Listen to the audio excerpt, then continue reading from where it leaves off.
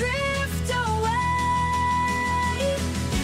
Lost in pieces we unite, building worlds with all our might.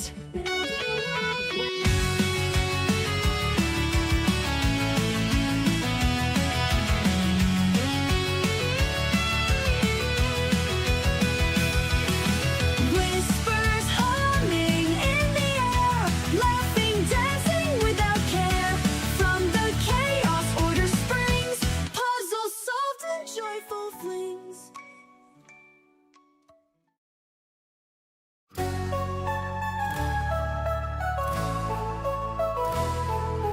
Pieces flying in the air, clock is ticking, no time to spare. Colors blend into the scene, solving puzzles like a dream.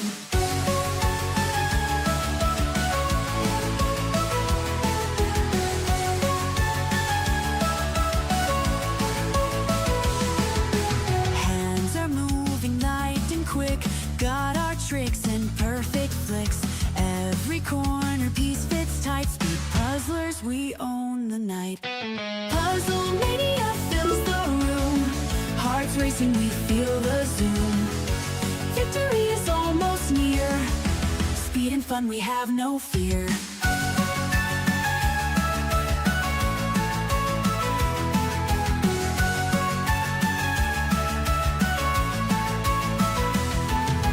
Puzzle pieces like a storm, shapes and edges we transform.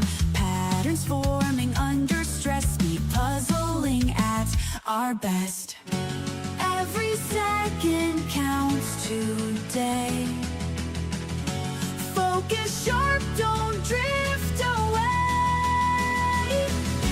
Lost in pieces we unite, building worlds with all our might.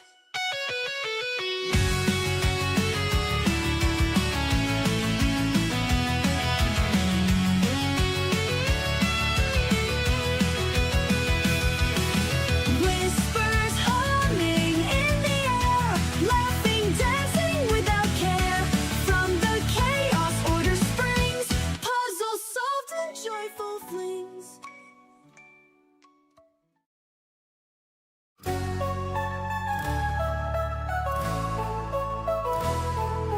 Pieces flying in the air, clock is ticking, no time to spare. Colors blend into the scene, solving puzzles like a dream.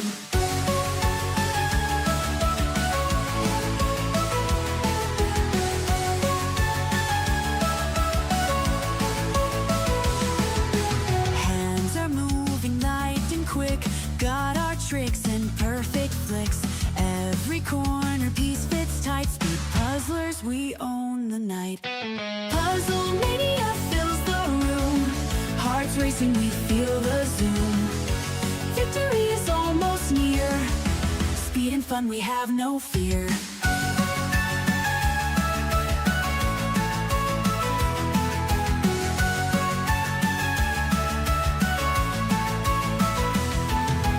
Puzzle pieces like a storm, shapes and edges we transform. Patterns forming under stress, speed puzzling at our best. Every second counts today. Focus sharp, don't drift away. Lost in pieces we unite, building worlds with all our might.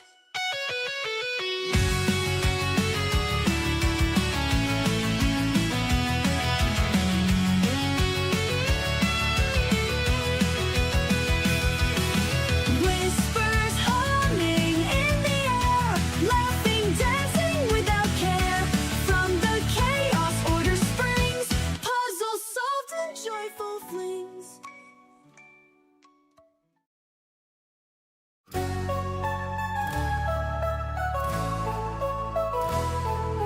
Pieces flying in the air, clock is ticking, no time to spare. Colors blend into the scene, solving puzzles like a dream.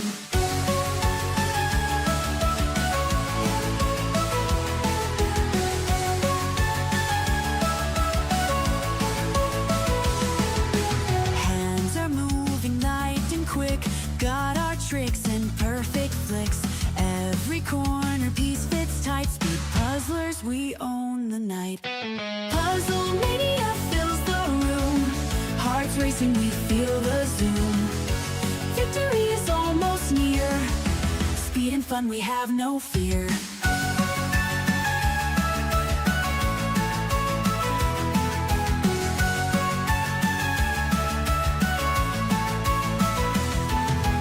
Puzzle pieces like a storm, shapes and edges we transform.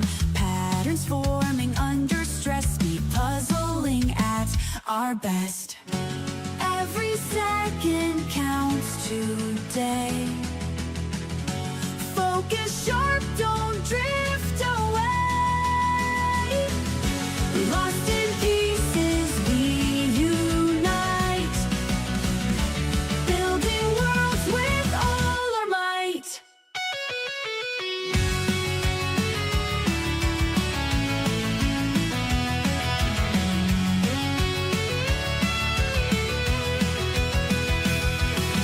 Whispers humming in the air, laughing, dancing without care. From the chaos, order springs, puzzles solved in joyful flings.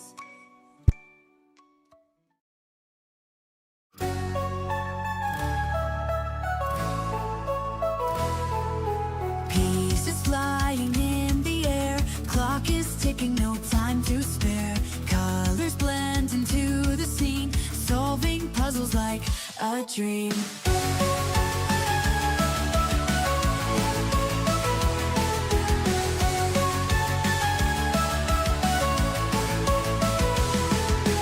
Hands are moving light and quick, got our tricks and perfect flicks. Every corner piece fits tight, speed puzzlers, we own the night. Puzzle mania fills the room, hearts racing, we feel the zoom. Victory is almost near, speed and fun, we have no fear.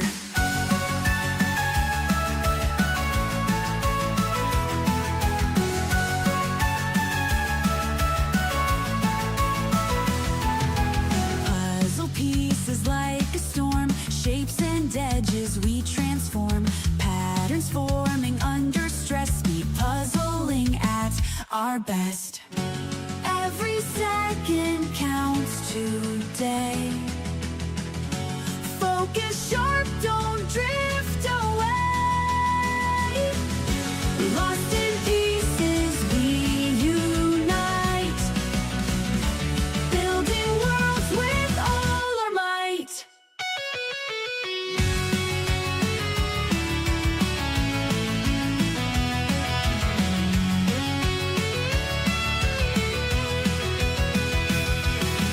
Whispers humming in the air, laughing, dancing without care.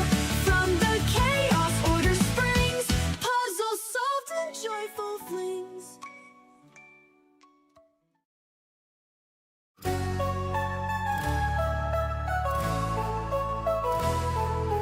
Pieces flying in the air, clock is ticking, no time to spare.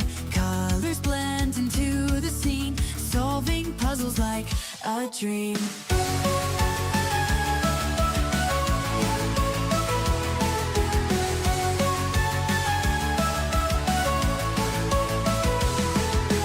Hands are moving light and quick, got our tricks and perfect flicks. Every corner piece fits tight, speed puzzlers, we own the night. Puzzle mania fills the room, hearts racing, we feel the zoom. Victory is almost near, speed and fun, we have no fear.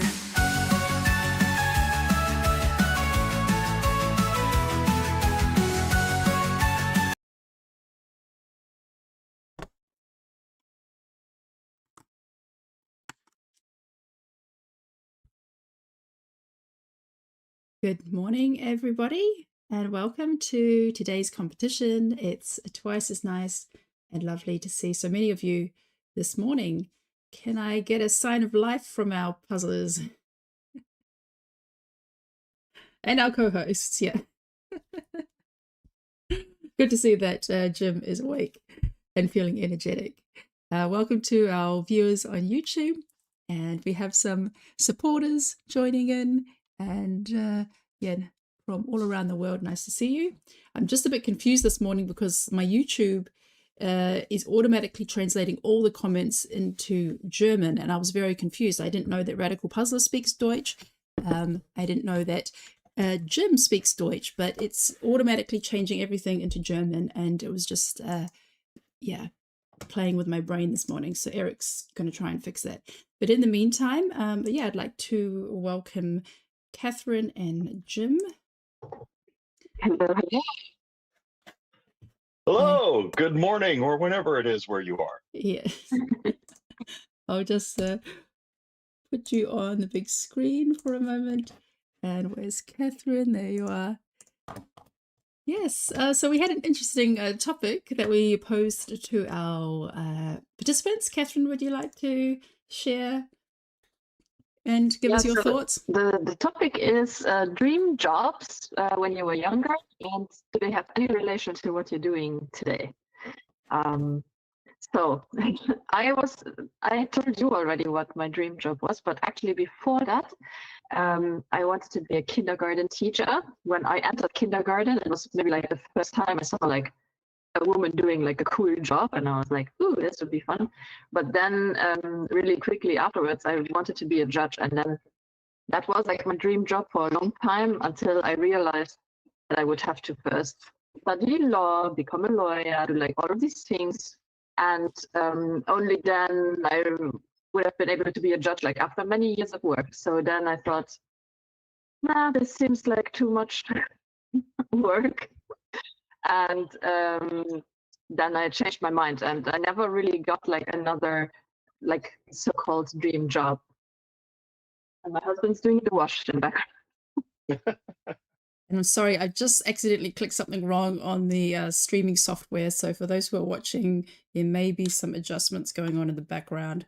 Yeah, when you accidentally click on something and then the whole screen shifts. So Eric can check that in a few minutes that I haven't cut people off once we start seeing the puzzlers.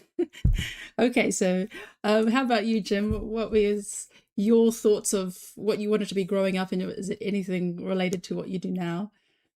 I desperately, with all of my heart, wanted to grow up to be a pediatrician and help other kids be healthier and just feel better, and that was really important. And now I work on making online engineering textbooks and trying to help people learn things a little bit better and be a little bit better on that front. So it's somewhat related. And in terms of what we're doing today, I'm hoping that a little bit of the analysis learned over the years and just how to explain stuff still sticks through and helps people out. Yeah, that's really cool. For myself, I mean, my original dream was I wanted to be a travel writer, travel the world, and then write articles about places I'd visited. But I also remember that I often had talks with my dad about starting a business one day, but we often brainstormed business ideas, but nothing ever really eventuated. It was just more fun. But yes, kind of in the way I am doing a business. Well, yes, I am doing a business, but never something that I could have imagined. So somewhat related, but life always takes you on its own journey. So yeah, we'll be finding out some of the interesting things that our participants dreamed of when they were younger and what they actually end up doing now. I learned some few things about some of our puzzlers, and I think that's quite fun. All right, let's see if everyone is ready. So we've got 93 participants registered. If you haven't registered already, you need to use the Timer website and register yourself. That's the format for how we will be recording your dones. So you only click on the done button when you have finished both puzzles. When you have finished your first puzzle, you just need to remove it from your space. So whether you slide that off to the side if you have a really large table, or if you want to transfer it to a puzzle board, perhaps you can just pick it up. I mean, both of the brands, you can actually, they do interconnect very well. You can just pick it up, put it on the floor if you don't have any space on the table, or put it somewhere else. If you want to, you could even just like, yeah, just push it off the table if you've got nowhere else, or just put it back in the box. Although putting it back in the box will take longer than actually just getting it off the table. You don't need to do anything when you solve your first puzzle. We will have eyes on you. You can just move it, do the transition, and then start immediately on the second puzzle. Okay, let's unwrap the puzzles and see what we have today.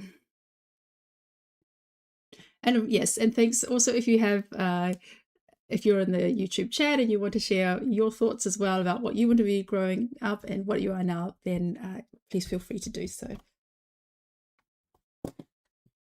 So remove the wrapping paper of both puzzles and cut the stickers, or remove the plastic.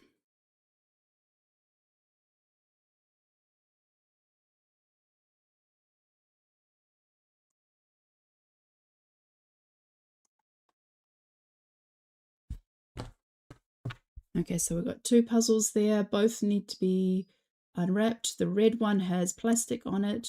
The square one has stickers. So get both of those prepared.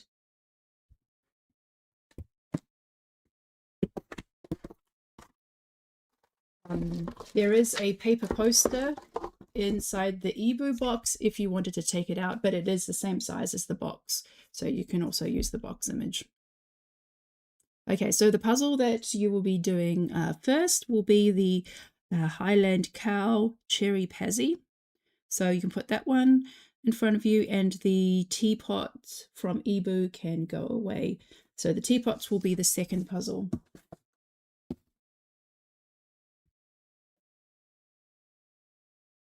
Okay, so in case anyone, yeah, a couple of people have just joined us in the last minute. So everyone will be starting on the cow puzzle, and then sorry, longhorns. So someone's probably going to correct me. It's a longhorn or a Scottish Highland cow. And then you will finish that puzzle. You do not need to do anything. You do not click done. But if you are recording your own time, you can, of course, stop your own timer. You need to remove it from your puzzling space. If you have space on your table, slide it off to the side, or put it on a puzzle board. You may pick it up, can put it on the floor, or you can just cram it into a box and put it away. Start immediately on your second puzzle. When you have finished the second puzzle, that is when you will hit the done on the timer website, and you have 3.5 hours. Okay, let's just check if everything is ready to go. So we have, let's do a countdown in 5, 4, 3, 2, 1, go. Puzzle, everybody. Puzzle! Good luck. And we are off in this twice as nice competition. Pieces hitting the floor very, very rapidly, heading off. And that cow is indeed in a good mood. You were sitting on that since it was revealed.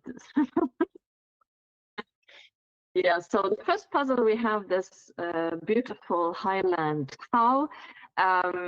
It is, so I did this puzzle beforehand. It looks maybe harder than it actually ended up being. There's a few different sections. We have a sky, we have this like a grassy area, there's like mountains in the background, and then the cow itself. We have the cow, and then we also have, the cow is wearing like a Scottish like scarf and like a little Scottish hat.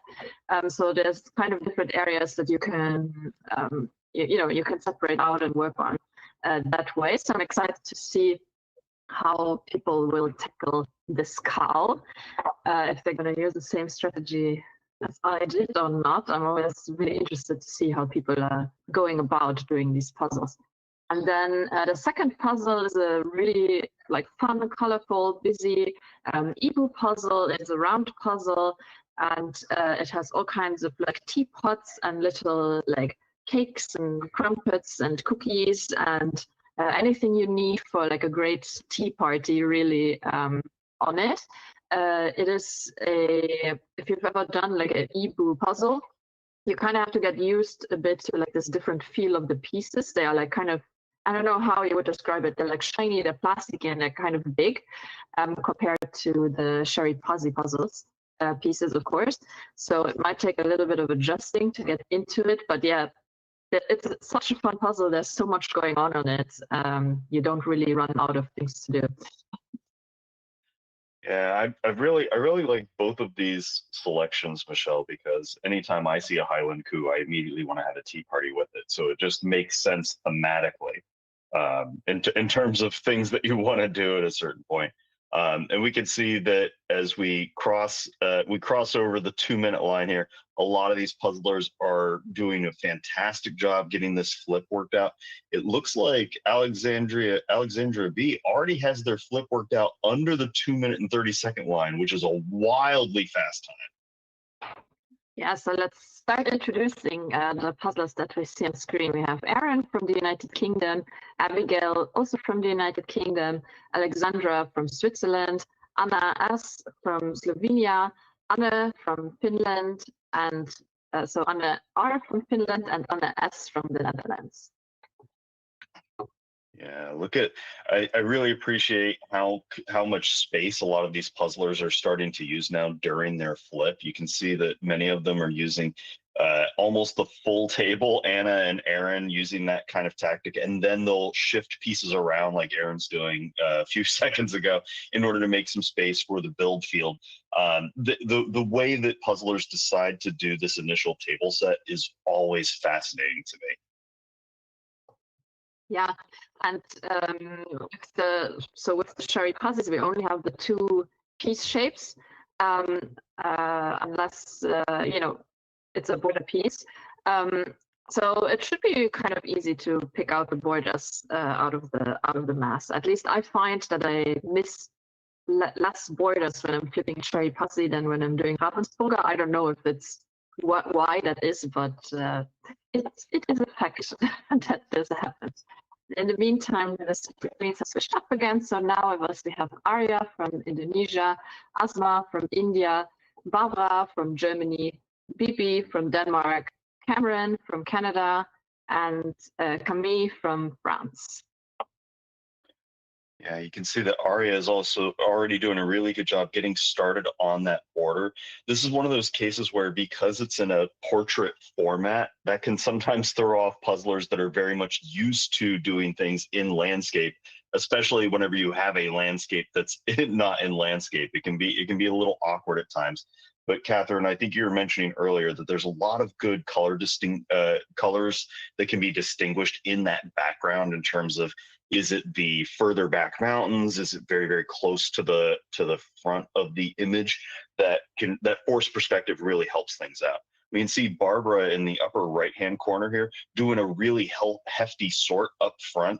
This is always one of those cases where the hope is that you spend a little bit more time early on setting yourself up for success later. That way you can just zipper through those sorted sections. Accuracy is key, and it looks like Barbara's off to a really good start there. Yeah, I think in this puzzle, especially the sky, is what is standing out when you first do this flip, because the colors of the sky are so stark in comparison to everything else that is going on. And as you said before, there is a clear difference between like what is grass more in the foreground and what is mountains more in the background. And I think those are probably the easier parts of this puzzle to do, is the background in general. And then yeah, we're gonna see. I surprised myself with what I went next. So I'm curious to see how people are doing this as well. And yeah, I'm in general curious to see how people will be solving this puzzle. Also with us today, we have Carsten from Germany, Catherine from the United Kingdom, Catherine from the United States, Katrin from Germany, Clara from Ireland, and Claire from the United Kingdom. And please keep your stories of like what your dream jobs and what you ended up becoming coming in the chat, and when we have time later, we'll be reading through them and like discussing them a little bit. Yeah, you can see Catherine L in the upper middle there is already getting that lower right hand side of the of the image worked out. I think she is doing it in that portrait setup and has all of those edge pieces pulled out, but has decided not to work fully on that frame. And I think that's a really important thing for a lot of puzzlers to keep track of, is that just because you pull a set of pieces doesn't mean you have to work on it immediately. Sometimes if you know it's going to be a real snag, you can just have them off to the side, lower the noise in the pile, and come back to it later. And that's why Catherine's doing a really good job of getting those that yellow part of the image, that really far away grass area, popping up really strongly, and is doing a great job there. Similarly, in the lower middle, you can see Chiara has that same section worked out, and it looks like Catherine Wass in the upper right hand corner is also doing that same thing. Those bright yellows sticking out in the pile really strongly, and it's probably a good texture for a lot of puzzlers to pull early on. Yeah, definitely. It's because it's the only yellow part of the puzzle, and it's a relatively small section. It's definitely a great area to start. We also see a lot of people starting with the border, and since my last interview with Connor, I am tending to to believe him that you should always do the border first.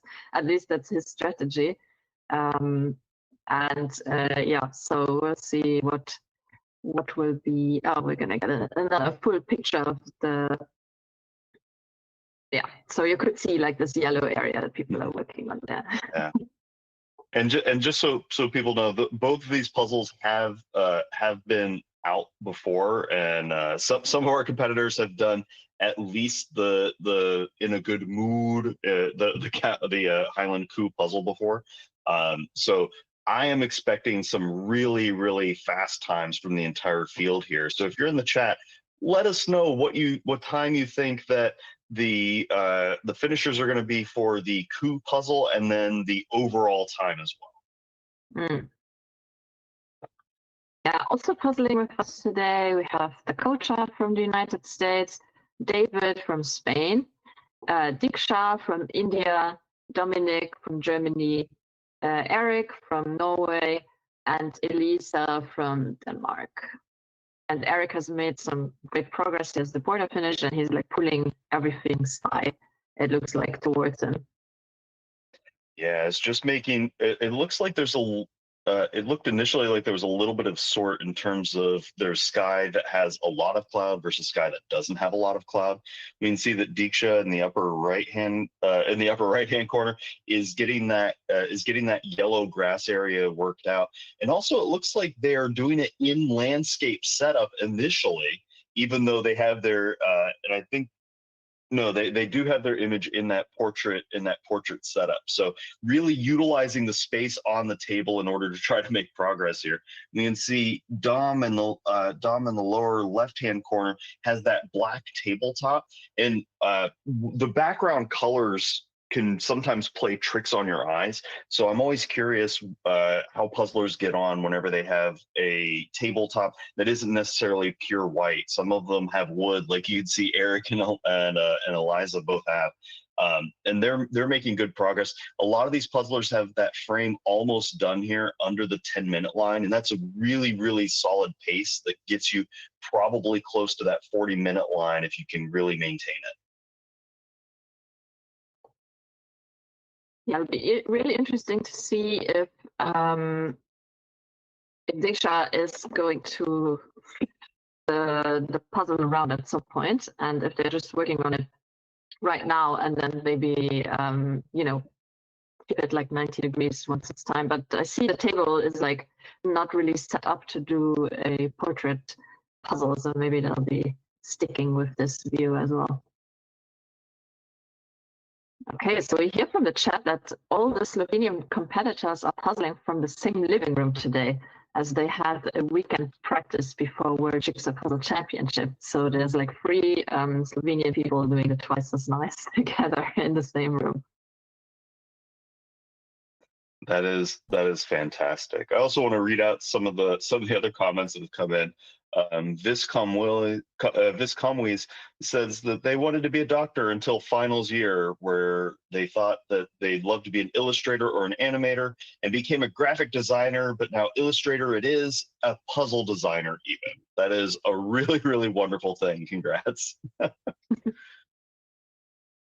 Yeah, it sounds interesting to hear like the ambitions and then where people end up, and sometimes it's in line, and sometimes it's something completely different. And yeah, it's always fun to see like how life works out. Sorry, I just have to interrupt for a moment. Yes. Catherine, you're having problems with your sound. Is your headset fully plugged in? It's kind of like very shaky sound. Yeah. I'm gonna have my husband work on it, so I'm just gonna be quiet for a second.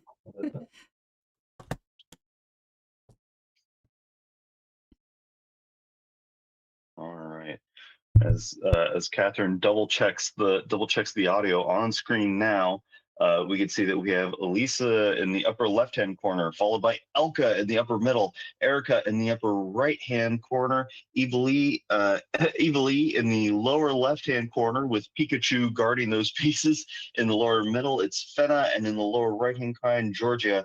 They are all doing a really solid job here as we come up on the 13-minute and 30-second line. You can see those borders really coming together. That yellow grass side, an early target that a lot of our puzzlers have worked out. Pretty straightforward so far.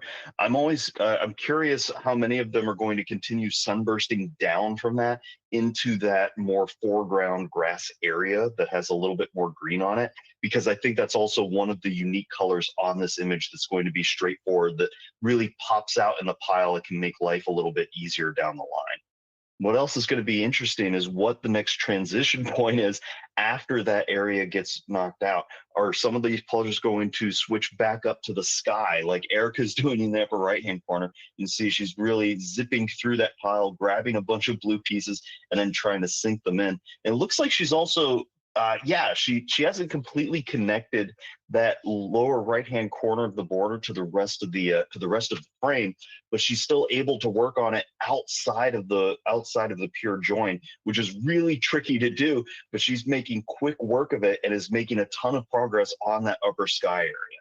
You can see Elka in the upper middle is now also jumping in on that sky. And I think that there's a little bit of a gradient inside of there that can make life easier for our puzzlers. There is some really, really dark blue and some really, really light or almost white blue on the opposite side of the puzzle. So bouncing back between those two areas can let you kind of square in on those and make a ton of progress.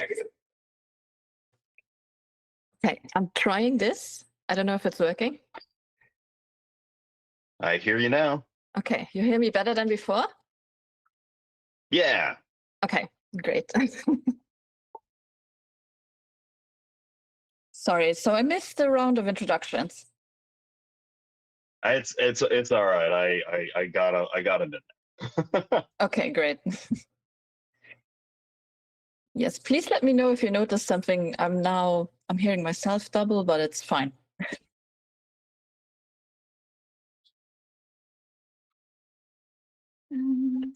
There we go. All right. So we have with us Gerhard from the Netherlands, Graham from the United Kingdom, Ilona from Germany, Inga from Lithuania, Irene from Spain, and Irina from Canada. All righty. And you can see here that Irina in the lower right-hand corner, one of the fastest puzzlers in the world, certainly in Canada and in the US, has a ton of accolades, and you can see why. Has that outline of the Ku's head totally worked out in the sky. That full frame is built in there. For those of you playing at home, our favorite number, if you're doing bingo, a border of a 500-piece puzzle is going to have 86 pieces, and so Irina is chewing through this very, very rapidly, probably down to about 275 pieces left as we come across as we come up on the 17-minute line. It's a little tricky for me to count, although I will say we have somebody in the chat, Jacob Palawa, who has developed a really great piece counter tool that I hope that he's playing around with and testing quite a bit. In the upper right, we can see Iona doing a great job getting that border, getting that frame fully built now. And you can see that she's also done a very hefty sort. And this is one of those cases where if you've invested that time in early, ideally it pays off down the line. Irene Rodriguez in the lower left now has that outline of the coup in the sky totally worked out. Really impressive work there to get that totally ironed out. There's almost no blue pieces left in the pile, and I think that the border has been sorted over in the lower left-hand side and is now going to try to make space for the rest of that. Where these puzzlers decide to make progress on that coup is going to be really interesting to try to see here. Oh, and there's Graham in the upper left, one of the chief architects of the puzzle guzzle, doing a fantastic job getting that outline of the coup as well. I do want to point out, now that we can see Irina's puzzle here, I believe Irina had most of that border worked out around the 7-minute line, if not a little bit sooner. I was trying to keep tabs on their progress as we were beginning in on this. Yeah, this is kind of the pattern that I imagined would happen. That people would kind of build everything around the cow and then move inward from there.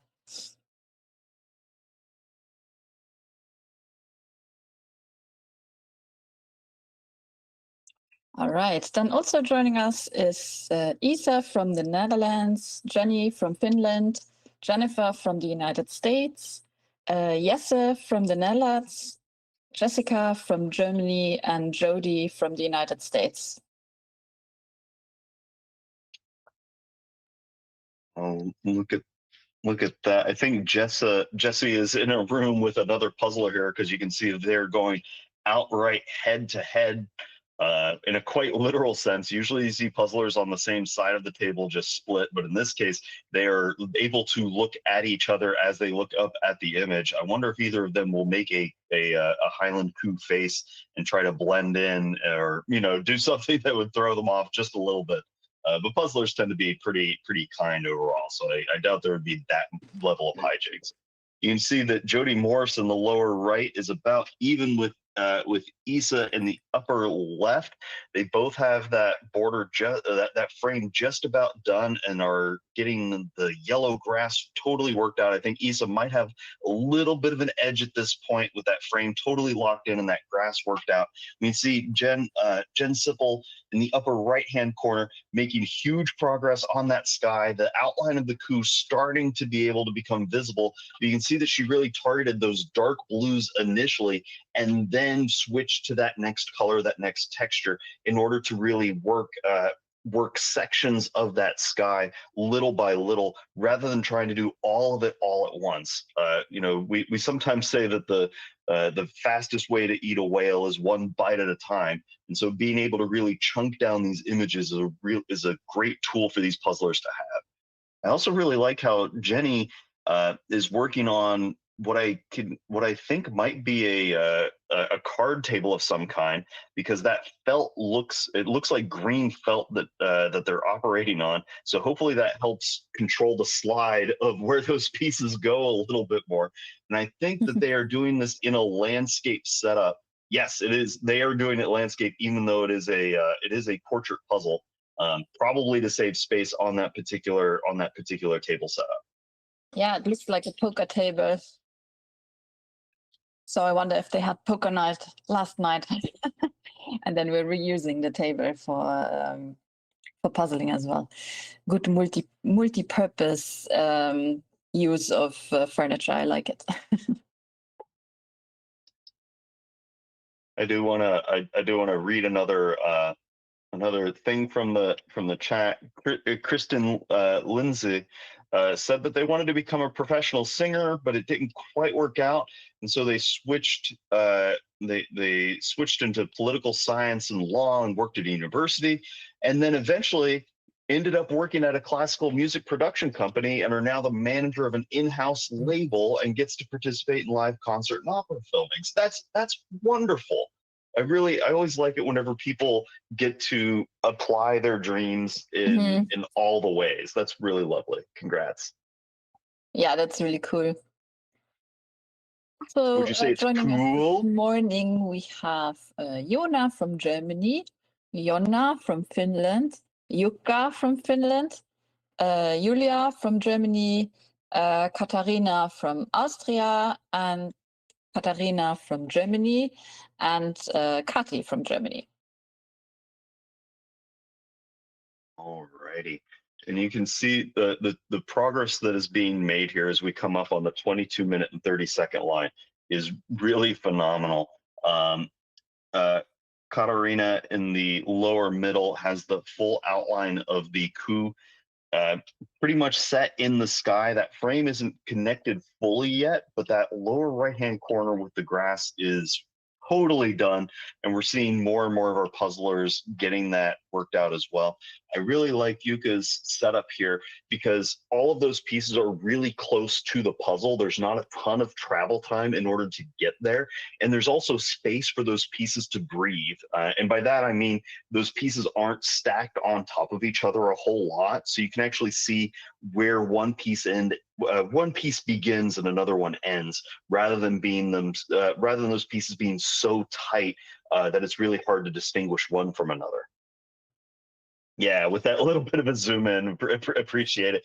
You can really get that detailed view. And I think a lot of puzzlers sometimes they spread there's this fine balance where you can spread the pieces out so far that you lose additional travel time. But if they're too close together, you get that magic eye situation where it's a little hard to distinguish all the pieces from each other. Yes, and now we can have a look at how far Kati Rainer has gotten. So in the top left we have Kati from Germany, then Kim also from Germany, Christa from Austria, Christina from the United States, Christian in the middle bottom from Poland, and Linda from the Netherlands. Yeah, you can see Christian in the lower middle. I've been keeping tabs on him. The process that he used to get this far so quickly is he made a huge spread of the pieces during the flip.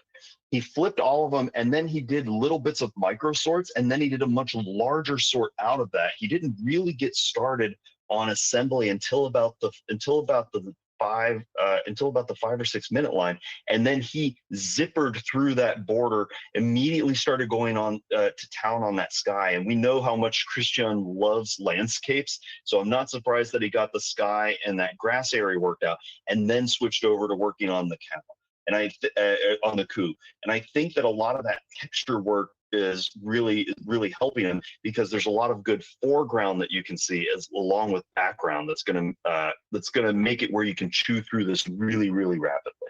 Yeah, and next to it we can see Kati, and she also has made a selection of little sorting piles. So there's the whiter parts of the cow, of the Highland cow, there at the top, then other parts of the cow at the middle, and then on the right side are all of the textures from the scarf and the hat. And so this is also the order that I was doing the puzzle in. And in the beginning I thought I would be doing the scarf before I would do the cow, but actually the texture of the fur was not as scary as I thought it was going to be. So I'm glad to see that I didn't make a huge mistake assembling. Yeah, so when it comes to things like that, oftentimes it's not a matter of what's the correct order so much as what's best for your eye in the moment, right? If it's two things that are about equal, as long as you make a choice and then decide to make progress on it, that's the right move. That's always more important than trying to be perfect if the zones are about equal. We sometimes call it tiers. If they're on the same tier level, it doesn't matter what order they go in. Yeah, so let's have a look at our next participants. We have Lisa from Denmark, Lydia from Germany, Maartje from the Netherlands, Madara from Latvia, Maya from Finland, and Maria from Sweden. Yeah, and we can see that like the faster puzzlers here, like we saw before with Christian and Kati, and then also here with Maartje, they are definitely starting or busy with the cow already.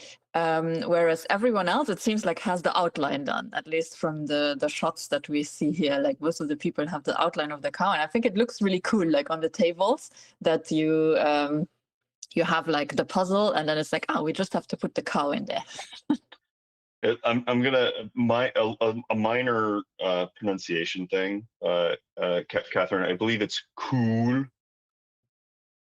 Yes, because of the coup. You have to really make sure that those extra O's get in there for just right. for the emphasis. But you're absolutely right. I really appreciate how Marcia's able to get that outline and then decides, okay, if I can't see the sunburst very easily, I'm going to go for the next most unique and discernible thing, which in this case is that big coup nose that's in the middle, because that has that black texture, it has that white outline, and then you get that longer fur texture that's that swoop over across the nose bridge. And so being able to discern that is really important in order to be able to decide what is the next target as you reach that more difficult tier level inside of the puzzle. Mm-hmm. Oh, and Christian is about to finish the first puzzle at just under 30 minutes. Yeah, it looks like he has maybe about 30 pieces left or so. It's a little hard to tell at this angle, but he's making great progress here. Yes, and then joining him on the screen, we have Maria from Slovakia, Marta from Germany, Melissa from the United States, Miriam from Germany, and Moshka from Slovenia. Oh, wow. And we're coming up here on the 28-minute and 50-second line as these puzzlers just are careening into trying to finish this coup puzzle and get on to the next one. I sometimes wonder how at this point you're coming down towards that stage of the puzzle where it is that really tricky fur section. Do you start thinking about that next puzzle already? And I always encourage people, try to stay as tight focused as you can. It looks like Christian's down to about the last 15-20 pieces of that tartan on the coup. Kati in the lower left-hand corner, you can see that she has that fur almost fully worked out, and then that tartan is the thing that remains. And I wasn't thinking about it earlier, but it is a little split between that hat and the sash section on top of there. So I guess it does make a little more sense that fur would be a little more straightforward, because there's better textured distinction between the two regions.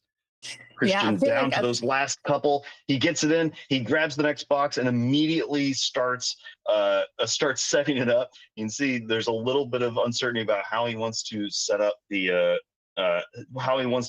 next image. Uses the box itself as a spot, and does a huge spread of the pieces before he even begins flipping. Really cool stuff.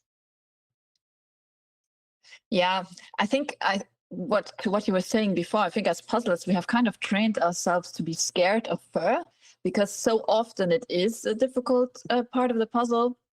But with this particular puzzle, the fur is not the scary part of the puzzle. Because it has a lot of texture in it, and it has a lot of color difference in it. So you kind of know if you pick up a piece, whether it's part of the face or it's part of the body. And there's also a little bit of a difference in like sharpness of the like lines that go through it. The bottom part is a little bit more blurry than the top part of the coup. Yeah, it's definitely not as intimidating as other fur that we have seen before in puzzles. Yeah, I think a lot of puzzlers have these ingrained fears of certain sections, like you were saying, Catherine. And it becomes really, really important to disconnect sometimes the uncertainty of the of how difficult a section normally is versus what you're seeing at the puzzle in front of you, right? Yeah. And that's so hard to do. I've seen a lot of puzzlers whenever they do reruns. They sometimes think, oh, well, this is how I did it in the past, so I have to do it the exact same way, which then makes a case of you're not doing the puzzle in front of you, and so you're fighting against what is the most with the current of flow that's available to you sometimes.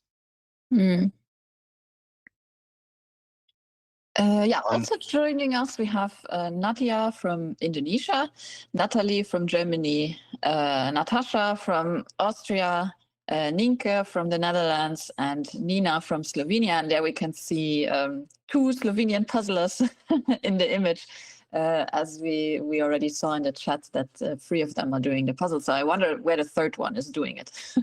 Maybe on the floor.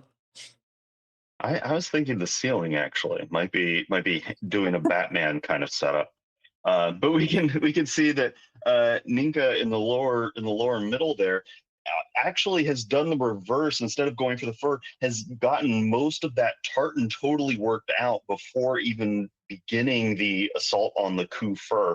Really, really cool progress there. We can see Kati on the left-hand side here trying to untangle the rest of that tartan. I kind of wonder if there's a way to be able to distinguish more of the red stripe, more of that big red stripe versus some of the other line work that's within the section here. Being able to decide what your vector of attack is really important. But just because you see it on the image doesn't mean that that's how it's going to show up on the pieces. And I think some of the puzzlers might be thinking to themselves, hey, I will go for the white line across, or I'll go for that yellow. But both of those are along a diagonal, and diagonals are notoriously tricky for puzzling because you need a 3rd piece to actually make the connection, and that 3rd piece isn't connected to the line that's across. Yeah, what I found with the scarf is that you can make progress continuously, and you can just kind of the color differences even within the red are somewhat obvious if you just look at the pieces. Like there's a part in the middle where the red is really more bright, and then at the top the red is a little bit more orangey. So you can kind of know which direction, or like where like in the line the red goes. And there's also other colors in there, like at the top is like a little bit of a pinkish, like almost purplish section. So there in this, it's really about like how good are you at color recognition, and how can you fit the colors next to each other. I mean, it was in the end, it was the hardest part of the puzzle, but it was still not crazy hard. Yeah. Like you can really do it when you just look, when you focus really well on the colors. We also had. We just saw Kati finish that coup puzzle at the 34-minute line, and then began to jump right into the teapot Ibu. I think with the teapot, we will see much more chaotic type of puzzling, because there it's really just like whatever sticks out more for the people separately is where they're going to start. I suspected that with the coup puzzle that, yeah, people would, I mean, and we can see everyone is kind of doing it in the same order. And I feel like with the round puzzle, we're going to see many more different strategies. Yeah, we also have some other people on the screen right now, people that are almost about to finish with the first puzzle. So we have Rachel from the UK, we have Saskia in the top right. In the top bottom, I can't quite make out the name, but Maartje is also almost finished with the cow. And then we also see Christian, who is working on the round puzzle, and it seems like he may be starting with the border. And I think that might not be a bad idea, because this Ibu puzzle has kind of different dimensions, also different from the Ravensburger round puzzles. They are like slightly bigger, I feel like. I'm not sure, but that was my feeling. So it might not be a bad idea to have that and like really kind of see what you're working with, because all the other things that are going in this puzzle are in a way a little bit like pick and place, you know, like where do they go, like where do they fit? So yeah, Yeah, might not be bad to the have a big reference. game on. Oh, so sorry, I didn't mean to talk over you. The big game on those ebus, whether to do the outside edge or not, comes down to how much space you have. If you're trying to do an ebu on a half table, sometimes getting that full border takes up so much space that you run out of room to maneuver. But it looks like Christian has a full table to himself, and he is using it to the fullest extent. We can see coming into the end here that Marcia and Irina and Rachel and Sarka are all really close to finishing up that chunk of the Coos tartan. I want to say that Marcia has the edge here. It looks like Irina is trying to dig through that tartan little by little, but all of that line work is super tricky at that stage. You can see that she's loading up her left hand with a couple of pieces and trying to either pick and place a little bit, really using the image to set it up. Marcia has that big stripe of red that's already connected from the top down to the bottom, and so that gives a really good region of shape work that she's able to work out. I think you mentioned earlier there was that stripe of light blue that was in there, Catherine, and so both of those stripes went in, and now Marcia is just at that fill-in stage where all she has to do is use shape work and can really blast through the rest of this. I think we're going to see her have a time here that's just under the 38-minute line, probably 37:50. There it is. She hits it, tosses that puzzle off to the side, doesn't even bother crumpling it. It just goes away and immediately moves on to the ebu and starts getting in on that flip right away. Yeah, we can observe also different strategies of how to switch puzzles. You know, some people are a bit more careful, some people not. And, you know, the Sherry Puzzy puzzle is not one that will fall apart very easily. So you can just kind of toss it. And it'll still be intact if you want to take pictures of both puzzles once you're done. I mean, don't throw it like across the room, but you know, you can like pick it up and it's not going to fall apart, or you can like shove it a bit more hardly and it's still going to be fine. Yeah, Whereas the ebu is going to fall apart. Yeah, we can see Katya has finished her. Katya has finished the flip and has done a little bit of a sort here. You can see there's a lot of those yellow pieces on that teapot. So it looks like they've gone for all the pieces that are yellow. So that central teapot that has that yellow background with that little bit of a flower through the middle. And I think there's also a few teapots and mugs or cupcakes that also have some yellow. So Kati seems to be going for a color target here rather than a specific object target real early on. Yeah, I think it's smart to start with the yellow because the biggest teapot is in the middle and it is yellow. And once you have that built, it'll be somewhat easier to figure out like where the other yellow pieces go. And I always like to have the middle done of a circular puzzle just because then it'll be much easier to kind of turn everything the correct way and know where it's you know, where everything is placed. Oh, SJ is asking where Eric is because he was only seconds behind Rachel, so maybe Michelle can put him on. It looks like Rachel's coming down to about the last 6 pieces or so here. Is trying to get those last ones in. You can see that Rachel doesn't often use a puzzle board, and so has a few pieces that are sitting on top of the image itself. Hits the timer, tosses it underneath the desk, and starts working on that ebu right away. Rachel had a leg surgery not too long ago, but that's not stopping her from kicking a lot of puzzle butt today. As she begins to work on that ebu, is fighting with that box top holder just a little bit. Doesn't even bother pulling out the ebu poster. Has a little bit of a popcorn moment as those pieces launch themselves out of the bag. May have a few pieces that snuck onto the ground in that transition, but she's going to be able to jump right in onto making that flip. Yeah, she had probably about 20 pieces that fell out there in that pop.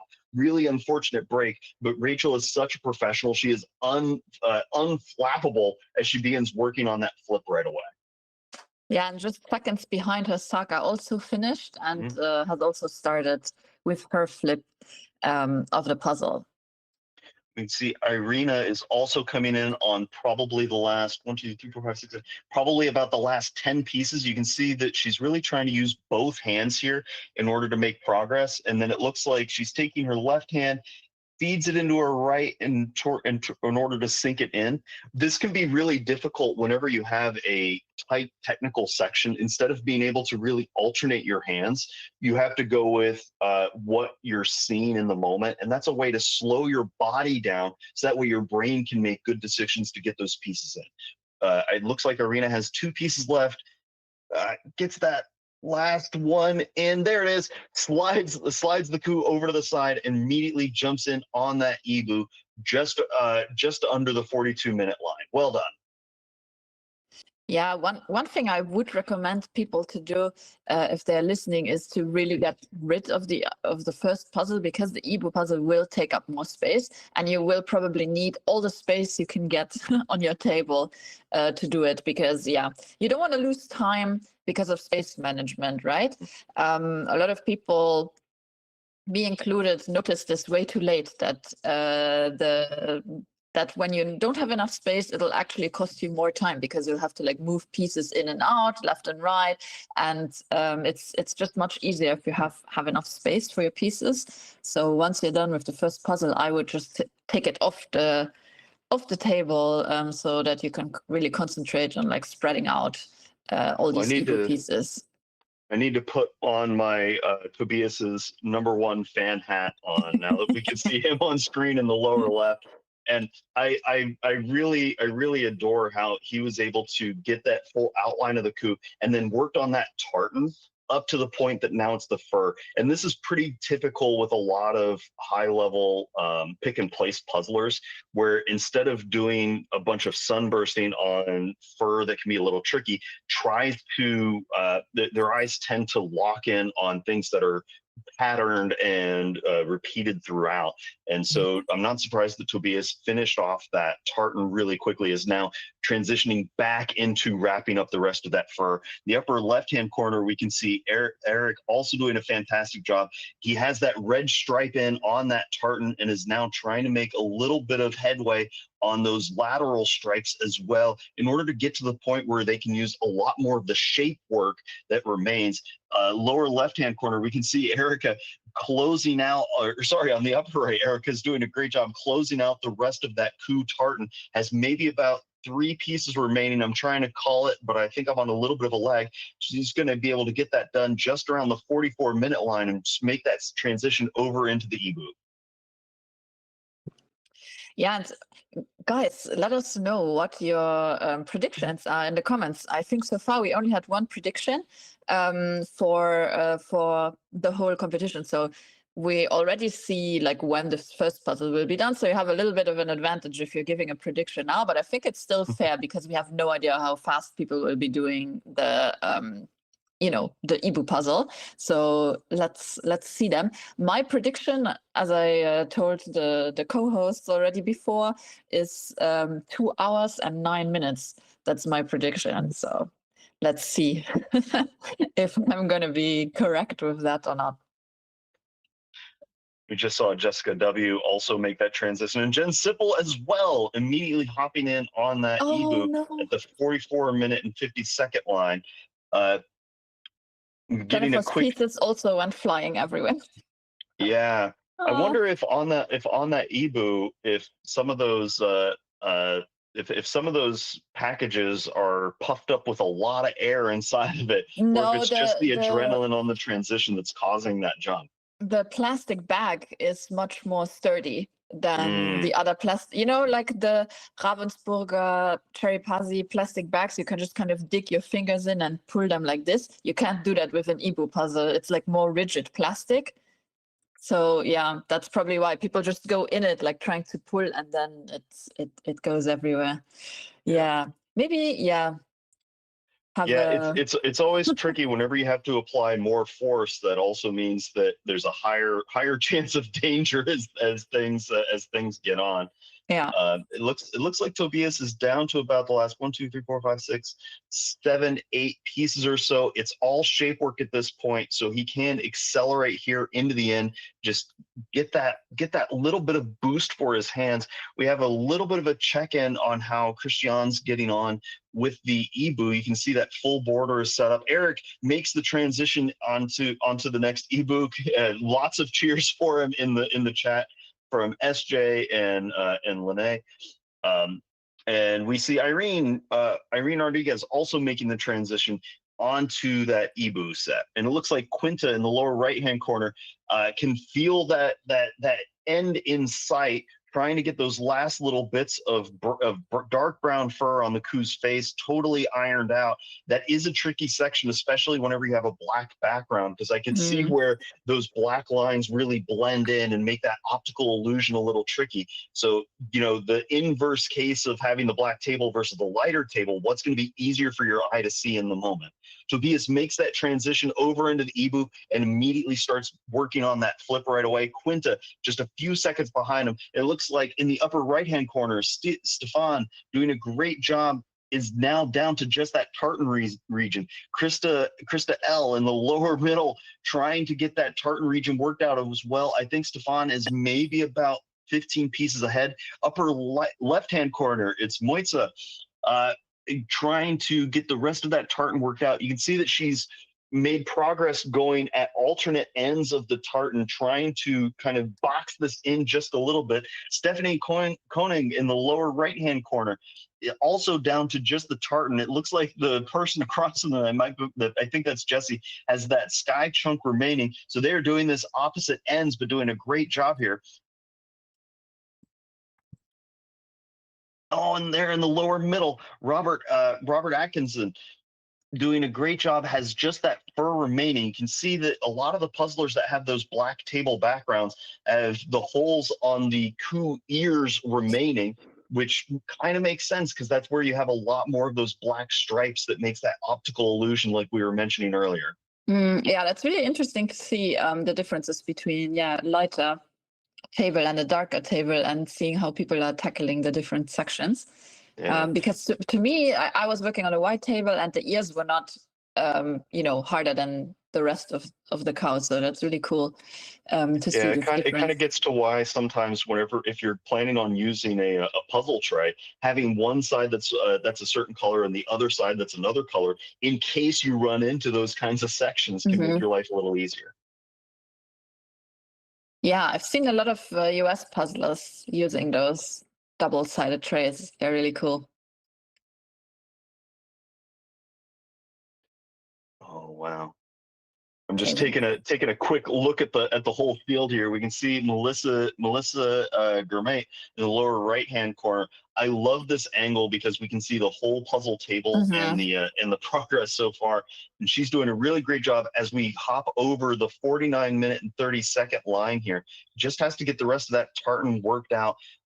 It looks like in the upper left-hand corner, Moitza is getting ready to finish, has maybe just a few pieces left. Oh, there is. Gets those last ones in and begins that transition immediately into the Ibu. Just slides it right off to the side and opens it up. Yeah, everyone's struggling with the Ibu bags.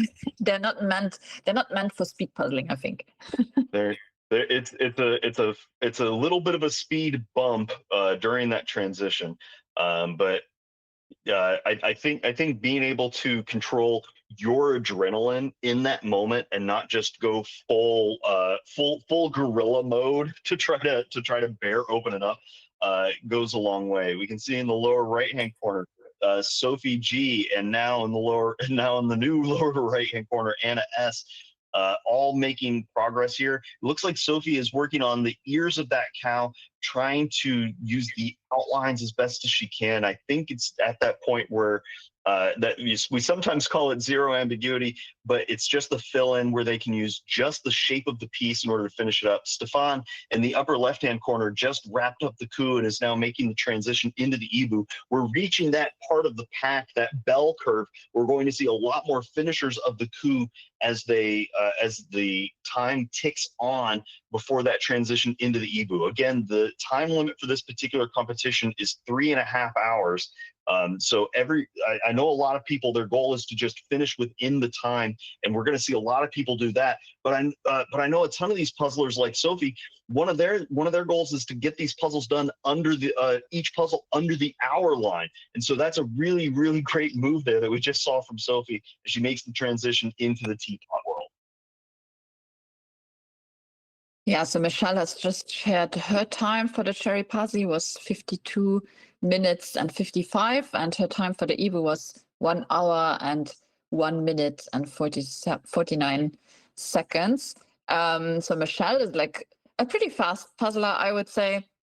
I'm more of like an average speed puzzler. It took me, what was it, 1 hour and, wait, let me double check exactly how long it took me to do both puzzles. So for the cherry puzzle, it was 1 hour and 5 minutes. And for the other one, it was 1 hour and 12 minutes. That's a great time. Congrats. Yeah, I've been practicing again. I've had a little break from speed puzzling for the last, I would say, like 6 months. And for the last month, I've gotten back into puzzling again. So any time I'm happy with if it's like under 1 hour and 10, especially for a puzzle that I'm doing for the first time. And honestly, for the round Ebu puzzle, I'm also happy with the 1 hour 12 because it is a busy puzzle. It's difficult. It's round. It's the Ebu puzzle, something I'm not used to doing very much. I think I've only done 1 or 2 Ebu puzzles before in my life. So I felt good about that. Oh wow, we're seeing more and more finishers. Jonah K makes that transition along with Melissa G. A lot of them fighting with that Ebu bag. Melissa does a big spread. Anna S. Already has that poster out and ready to roll as she makes that switch over into the Ebu land. Let's see how she handles that bag opening. There it is. Dumps those pieces really, really rapidly, nice and controlled. No major popcorn moments there. Looks like Nadia G in the upper right-hand corner finishing up that tartan region. Is she going to be able to keep this under the hour line? I think it's entirely possible. Has maybe about 30 pieces or so remaining in that area. Madara in the lower left, down to just that fur that has to be mopped up here. Similar sort of case, but there's a lot of those pieces already have the outline set, so she can switch very, very rapidly into shape work in order to get the rest of those pieces knocked out. I think the region of the tartan is pretty tricky because there's so much that's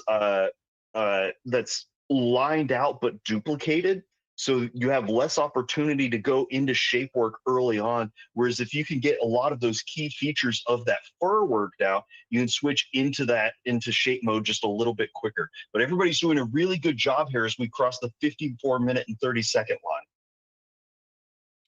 Yeah, so we're still under the hour here to finish this puzzle, because we've been talking about like how it's easier than we thought initially and things like that, but honestly it's still not like an easy puzzle.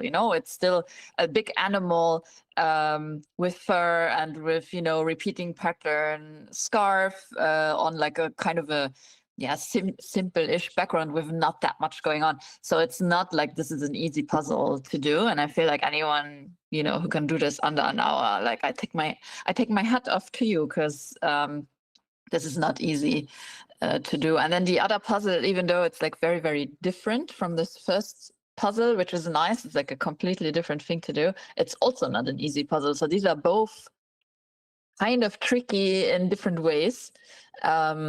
And yeah, I'm really curious to see how other people are tackling the second puzzle. Like I said before, I feel like it's going to be like very chaotic type of puzzling. Like now we see like these really neat finishers, and everyone's kind of finishing either like in the scarf or like in the ears. And with the other one, it'll be kind of. There goes Madara, gets that one wrapped up and immediately opens up the Ibu. It looks like she just sort of tossed that coup off to the side and started going on it right away, just over the 55 40 second line or so. And is going to make really, really good progress on getting this flip work out. It looks like Fenna and Nadia are in a little bit of a runoff. I think Fenna has the edge here, and Katarina K in the lower left-hand corner wrapped up that coup and moved on very, very quickly. We could see Tapat in the lower middle, and now Elisa Singh in the lower right-hand corner. Both trying to make progress. Tapet on that tartan, Elisa on the fur, and it looks like Fenna and Nadia are now. Nadia's caught up to Fenna.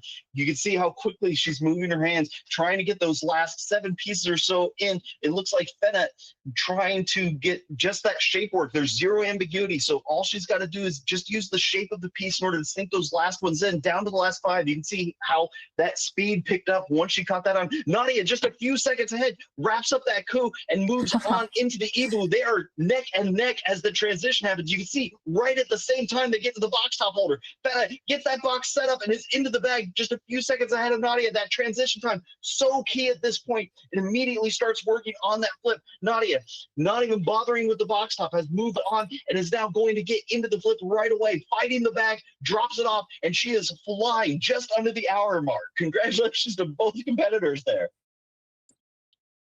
Yes, congratulations for moving on to the next puzzle. And at the same time, we can see in the bottom Christian, Kati, and Marte next to each other, and we can kind of compare their progress and also different strategies. Because look at Marte's table. She has nothing connected. She's just building islands right now. And is not really bothered with getting things to fit together. Whereas I feel like Kati probably has a similar amount of pieces put together, but it just looks like it's more because they're all connected already. Whereas Christian is, I think we can kind of say it now. I mean, he's so far ahead in a way that it would take like a miracle for anyone to take him over, because he has there's only like one bigger section that still needs to fill in, and all the rest is like maybe small parts that need to go. And if he keeps up the pace like this, then maybe my prediction will be good. An hour and 9 minutes was my prediction. We had a few other predictions come in. An hour 17, an hour 16, an hour and 5 minutes. So everyone's kind of in the same region there with their guesses. But Marte's, this is like so how can you say it? Like, it looks like Marte is not as far along as Kati because her things are not connected. But once she connects it, it suddenly will look like a puzzle. And it looks like she's doing this right now. She's trying to connect these pieces that she has, and they look like they should be all going together. So we'll see. Yeah, Marcher tends to be a little bit of a chaotic puzzler on these busy images, and so she'll make a bunch of islands and make approximate placements rather than perfect placements of where they're going to live, which makes a lot of sense real early on. If you're just if you're getting started on a new puzzle, you don't need to fuss with perfect placement, especially if you don't have a border or a really big anchor piece or like an anchor section lined up. And I've seen so many puzzlers chew through a ton of time making all these micro adjustments and just touching the same piece over and over and over again, when you don't really need to make that move until it's going to lock in and there's that intentional adjustment. And you can see that March is making that transition now of going, okay, I have so many islands that are work together really well. Let me now look for joins and setups. And so she's switching into that. Kati made that progress initially with a lot of those dark pinks and those yellows, went and then blocked the border in, and is now working through the rest of the busy chunk of this. Yeah, it's fun to see all the different colors in this puzzle, and I think you can see it really well on Marte's table. There's like a green, there's blue, there's purple, there's yellow, there's oranges, there's like everything going on. So people can really play to like their strengths. Because I know that some people are really, they have like certain ways that they want to approach puzzles and like which colors they go first. And here you can really kind of make your own way through this puzzle and just really work according to whatever works well for you. And next to that, we also have different things happening in the puzzle. We have some organic shapes. There's like some flowers, for example, in one corner. Then we have, you know, the teapots that are a bit more, have a bit more structure to them, like cakes, you know, whatever strikes your fancy. There's different textures as well. There's like an area with cakes and like strawberries on them. And then there's like different strawberries kind of throughout the whole image. So you could just pull all the strawberries and build those out and like kind of place them. So you can kind of really, and also the way that you approach it, like you can do this chaotically, but you could also go through it methodologically, you know, you could go it really like in a circle or from top to bottom, or which is why I actually like this puzzle a lot, even though it is like a bit chaotic and stuff. But it can really play into your personal strengths, because there are so many ways that you can approach it. You can see in the lower left, Elisa just finished up that coup puzzle and is hopping onto the Ebu, and Natalie K also wrapping up those last couple of pieces, and Elka also down to just that fur region. I think Natalie's going to have the edge here, just over the hour, 2 minute, and I think about 30-second line makes that transition into the Ebu. Elka just a few seconds behind, trying to wrap up the rest of that fur. And we can see that Christian is down to maybe about 1, 2, 3, 4, 5, 6, about 6 pieces showing, plus whatever is sitting in his hands as we come up on the 1 hour, 2 minute and 51-second line. Is he going to be able to keep this under the hour and 3? I'm not 100% sure. It's going to be really tight. Can he get those last couple of pieces in? Uses both hands very quickly. You can see that he's using his hands to rotate both pieces, trying to set them up for success rather than just dropping them and picking them back up right away. He's trying to make that rotation happen as it hits the table. Big group of pieces in his hands. Yeah, that's where they were all hiding earlier. Gets those last one in, hits the timer. Yay! Just over the hour 3. Congratulations, Christian. Wow. So Michelle was the closest with her guess of 1 hour 5. Congrats, Christian. Well done. Very, very, very well done. Yeah, I mean, I say it every time that I see him puzzle. I'm like, how? How do you do it? Very, very quickly. Yeah, and just how he's like, yeah, just, you know, you just puzzle one thing after the other. Like, Yeah, he had about a 4-minute lead going into the Ebu. Mm-hmm. So as the rest of the field carries on, we'll see if he made that second puzzle even faster. We can see I think that he did.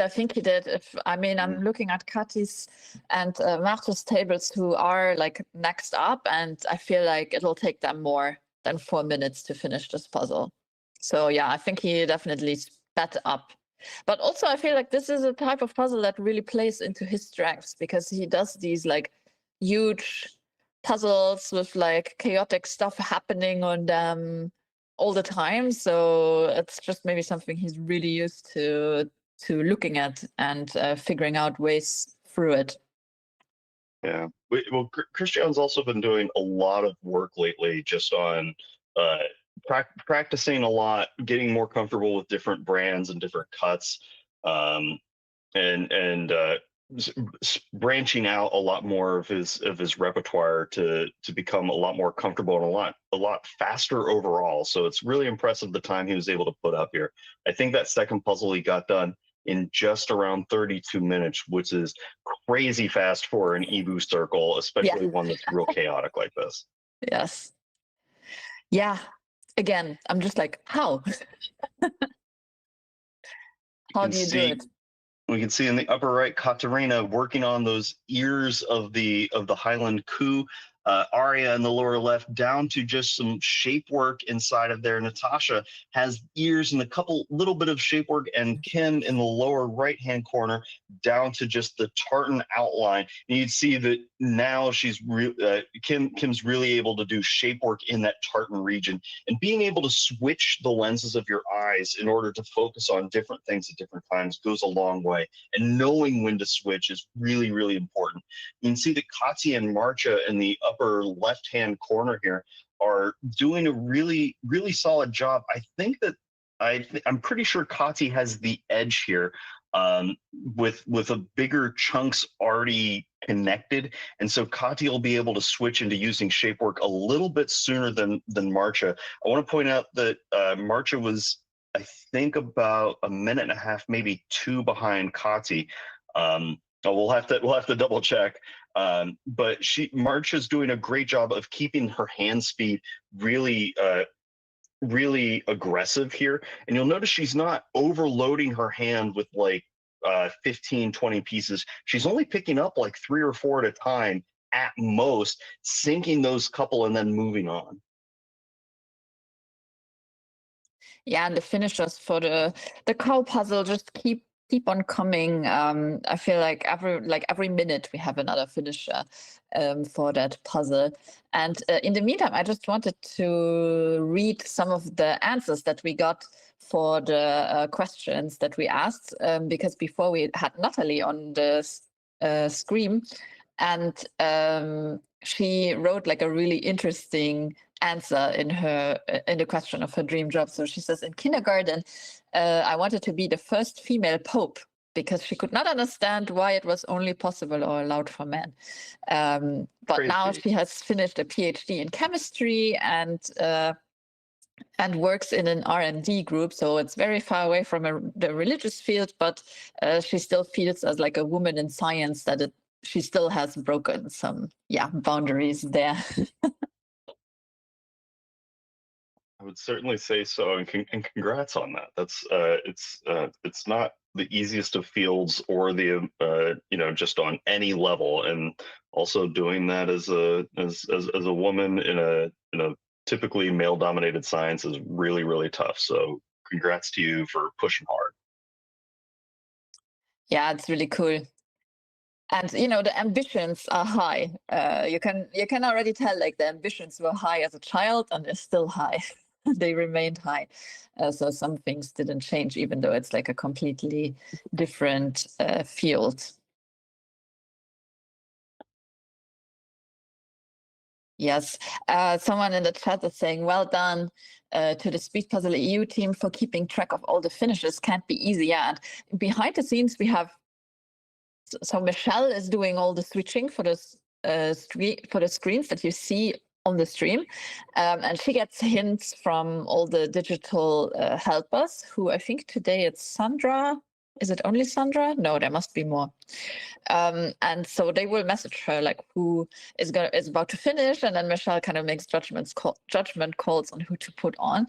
And I feel like she has mastered this right now. I mean, this is not something I could be doing because I'm not that great at multitasking. So for me, just focusing on like what I see and then commenting on this and like holding a conversation is like more than I can handle at one time. And Michelle, she's watching the stream, she's listening to what we are talking about, because sometimes we will see something in the team meeting that might be interesting to put out. She's reading the chat, she's commenting in the chat, and she's doing all the switching. So yes, let's clap, a round of claps for Michelle and her hard work that she's doing, and of course for the helpers for giving the great hints and keeping an eye on everyone in the stream, because that's also not easy to do, to like look at everything and make sure that we don't miss people, and then it can still happen that we miss someone, but we really try not to miss anyone. Yes, we see the claps coming in. So Sandra, Zoe, and Samuel are the virtual assistants today. So we have 3. Also gives you a little look behind the curtain of like how many people are involved in just this one stream, to make it possible for you guys to like watch it. So we have, Michelle, then we have her husband who's doing like all the technical stuff, then we have the free virtual assistants. We have Jim and me. That's already 6 people who are just working on making this happen. And then, yeah, of course, we wouldn't do it if you guys weren't like watching and being interested in this. So yes, also give yourself a round of applause for being here. Yeah, it's a huge team effort in order to do these kinds of things, and I'm just always impressed at the level of care and detail that everybody puts into trying to make these the best they can be. You can see on screen in the upper right, Yuka closing out that tartan and is now at that point where it's a lot of good shape work that can be ironed out. That big red sash is about locked in, and I think that lighter green one as well, so can really make progress there. It looks like Aaron in the lower left-hand corner, I believe, unless my information has been updated, Aaron was voted Puzzling's third most eligible bachelor. So, folks, if you're looking for a date, hit up Aaron. Because he knows a guy that's pretty cool, and it is him. And he's finishing up this coup in fantastic time under the hour 15 line. He's going to be right around an hour 12 here. Marta B in the lower middle is also finishing up that fur region. Has been working on this sideways. There's Aaron. You could see that quick burst of physical movement as he switches over to the e-boob, sets up that poster, and is excited to be out of that fur. We know how much he loves it. But he is very quickly making the wash and starting to work on that flip. Marta B doing a great job on that coup. Rachel Chambers in the lower right, you can see those pieces spread out to her further right. And she has her left hand loaded up with several pieces, and it looks like she's trying to do some pick and place tactics in here, and that's pretty common with a lot of busy puzzlers. But I want to point out in the upper left, Kati blasting through the last several pieces here. Earlier on, we were talking about how she has so much of this already lined out that she was able to do tidbits and pick out a specific color and finish out those colors, finish out those little sections.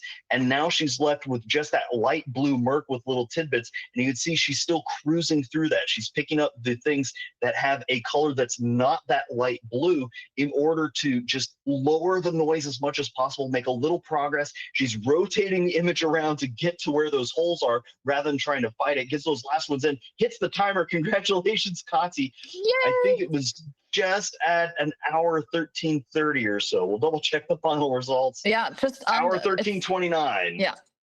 Very, very well done. Yeah, so people are asking, third most eligible bachelor, who is number 1 and 2? I'm not entirely sure. That was Aaron's own reporting, but I think he was. I think Aaron was underselling himself a little bit on that. Yeah, someone's guessing maybe Robert and Cameron. Yeah, they're both here as well today. You can see Marcia doing great work on this e-boo, continuing to make those little joins over and over and over again.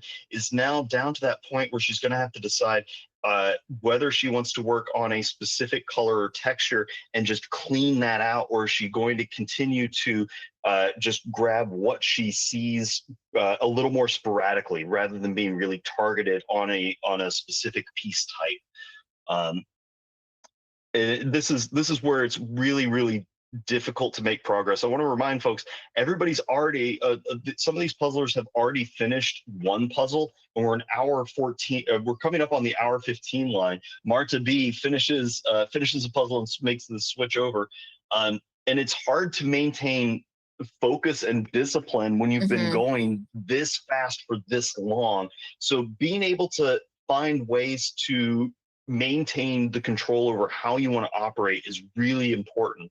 And I think that's a skill that not all the puzzlers work on consistently, because it's really easy once you get to that point of, okay, I'm a little tired, to become a little pokey and be a little like, well, I'll do one piece at a time, rather than keeping that physical aggression and that mental acuity the whole time. You can see Sana R in the upper right-hand corner wrapping up the coup puzzle just around the hour 15 and 20-second line, and now makes the switch over into the Ebu, slides that box top off, and is now going to make that switch. You can see Jenny in the lower left-hand corner on that card table is now down to that tartan area. I wonder if that green background is going to make things a little tricky in that same zone. We can see Dakota and Ozma both doing a great job on those coups. Ozma has that tartan left, and it looks like Dakota making a really good physical push to finish up the rest of that coup. It is just that fur area, and there's a lot of good shape information in order to wrap this up. But Marcha making huge progress here on that Ebu.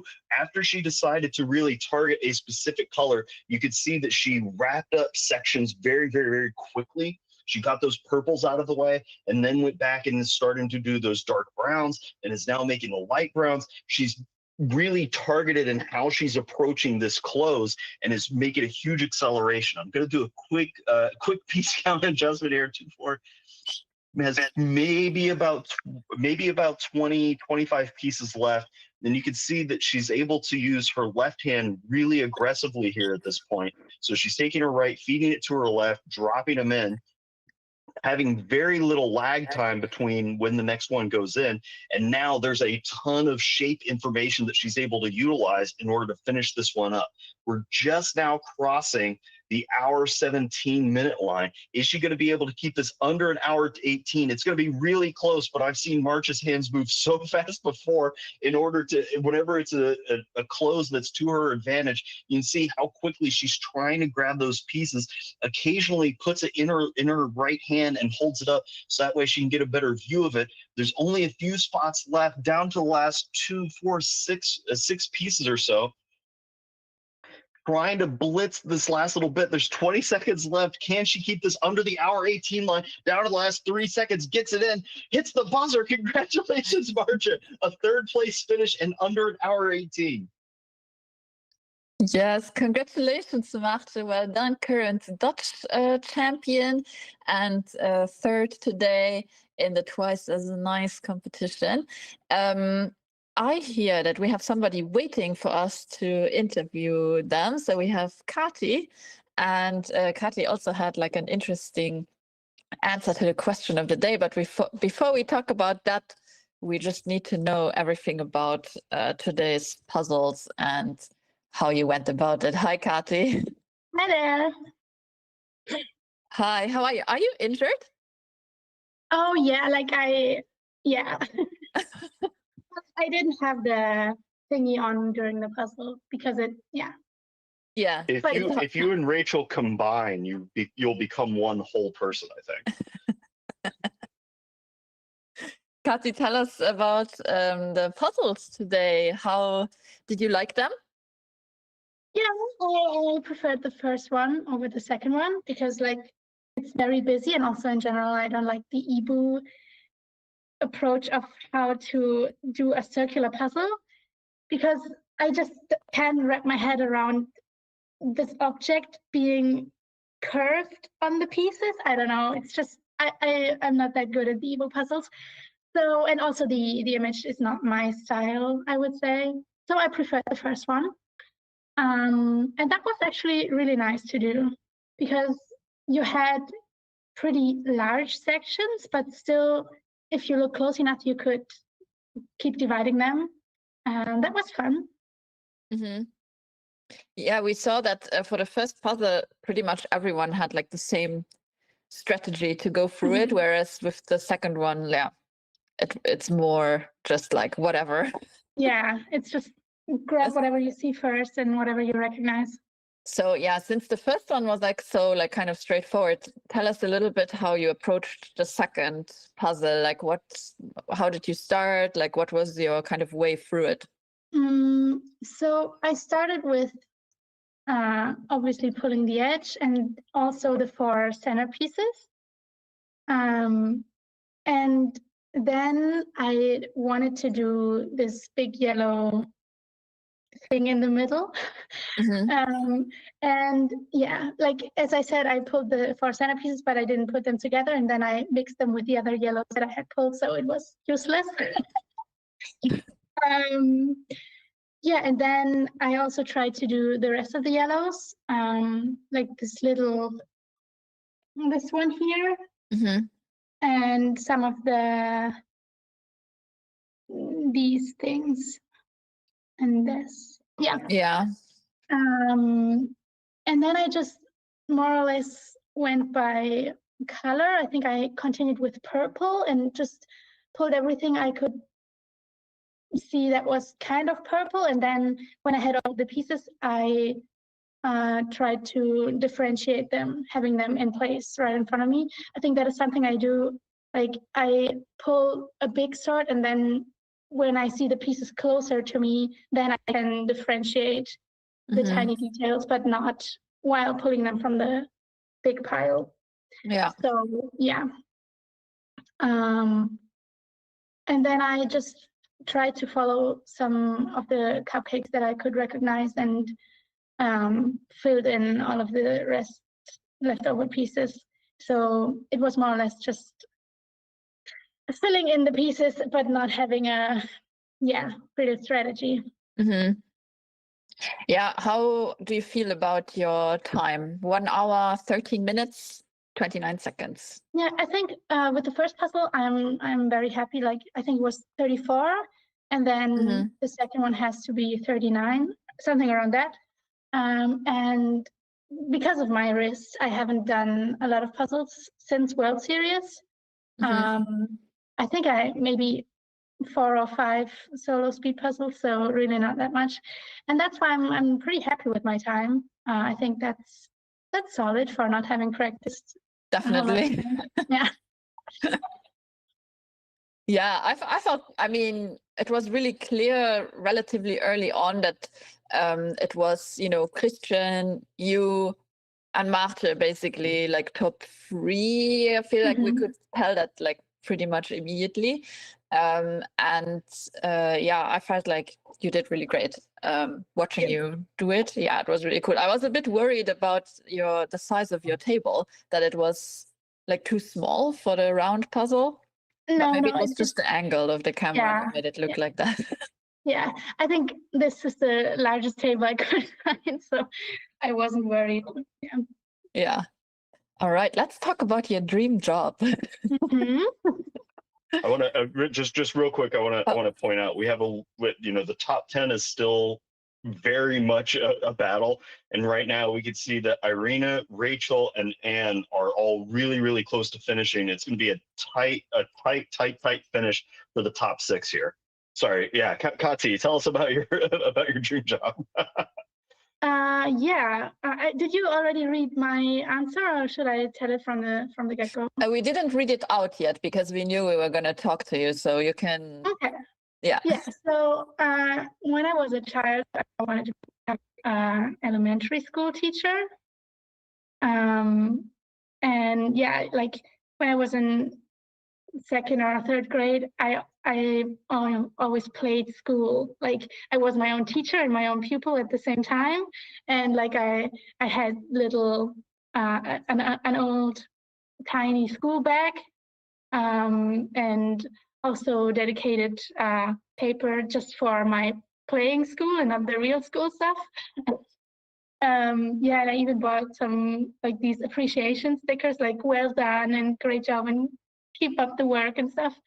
Yeah, so I was really into it, and I just created my own little school empire. Yeah, but I think that ended like when I got to the high school. Yeah. Did you make your friends take part in your school thing? So they were like, I'm going to play at Kati's house. And then they came to your house, and then it's like more school. No, I think I only played with myself.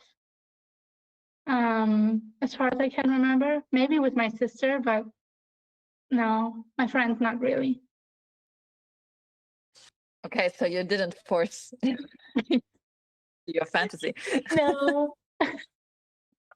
Yeah, I also wanted to be like a kindergarten teacher at first, and I think for me it was really just getting to know what kind of jobs exist, when you're a kid, and like teachers are like the first like people that you kind of look up to as a child. So I think like a lot of people have this idea like when they're little that they want to be a teacher. Yeah, I think that's true. Yeah, and then you stopped wanting to be a teacher because you realized you'd have to work with children. Yeah, that's true. I think when I wasn't a child myself anymore, I realized that I don't want to work with other children. Yeah, I don't know. I don't think that would be my strength necessarily. So then you pivoted to something else. What's your area of interest now? Yeah, like I'm studying computer science. I'm still in my master's degree. I don't quite know in which particular direction I want to go. I also think it will depend a lot on the progress of AI and what kind of jobs are still available. So yeah, I don't know. I'm just doing my studies right now and try to not think too far because I don't have any influence on it. So yeah. Yeah. What if you could be teaching adults instead of children? I don't know. I think I'll say from my experience, some adults are indistinguishable from children in many ways. So there are a lot of transferable skills. Yeah, I think I could do it like not on a regular basis. If I just did it once a month or something like that, I think that would be cool. Because, for example, when I had like, I don't know if you remember in January, I had a speed puzzling workshop. And that was pretty cool. And I enjoyed explaining my stuff to others and kind of sharing my skills or knowledge. And I hope I'm not too bad at explaining stuff. So I think it would be cool, but not on a regular basis because some days I just don't want to talk to people. And if you have to teach them, then it's hard not talking to them. So yeah. Yeah, I think, you can always incorporate like little parts of your dream into whatever you're gonna do now, even if you're doing something completely different. So yeah, I think it's fun to keep like the dream alive a little bit. Yeah. Oh man, no, I'm kind of curious because I've talked to a lot of people, and as like in the education field myself, I have a lot of feelings about it. What draws you to, or used to draw you to wanting to be a person that gives out information?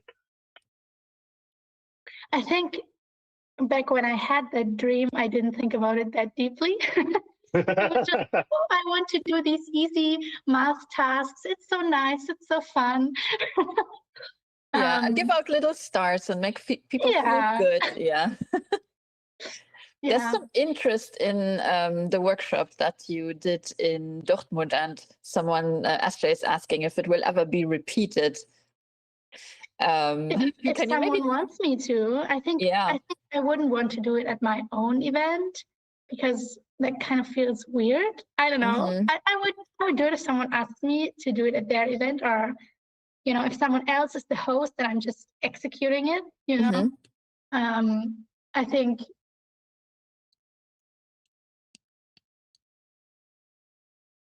Oh, her camera got stuck a little bit, I think.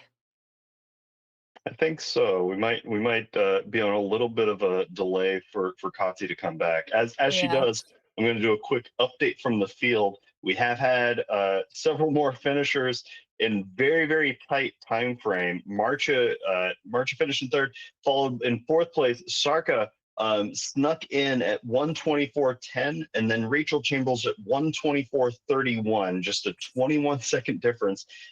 And then Irina comes in at sixth place, 1:25.03, and then Anne at seventh place at 1:25.52. So about a little over a minute and a half separates 1, 2, 3, 4, 4 people that are all in the top 10. That's a crazy tight deadline for folks.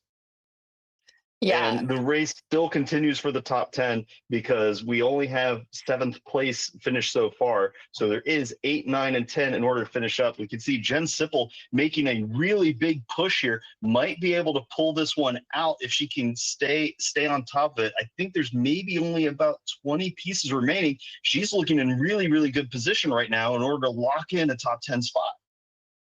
Yes, and Kati's back Yeah. with us. My So notebook died, basically, I'm sorry. you're open to receive invitations to give. Okay, so Yeah. anyone listening, that might be anyone who's organizing things. I know there's a lot of the organizers always here as well. If you're interested in having Kati be like a lecturer about speed puzzling, I think it would be really fun, and something I think a lot of people are interested in attending as well. So that's really cool. And I think part of the reason why I don't want to initiate it by myself, I think so many people are more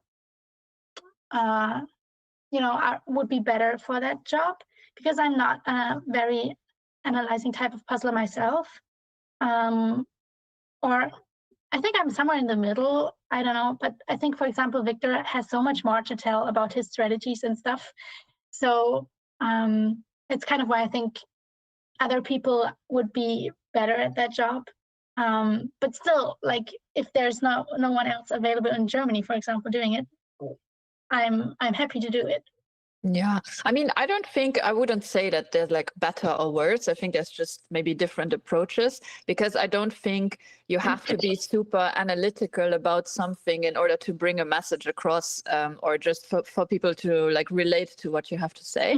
So I wouldn't look at it as like better or worse, just like you have a different approach. And like, for example, I'm not someone who would relate super well with too much analytical going about it. I'm more like a feeling types person, and just like spontaneous, like intuition and things like that.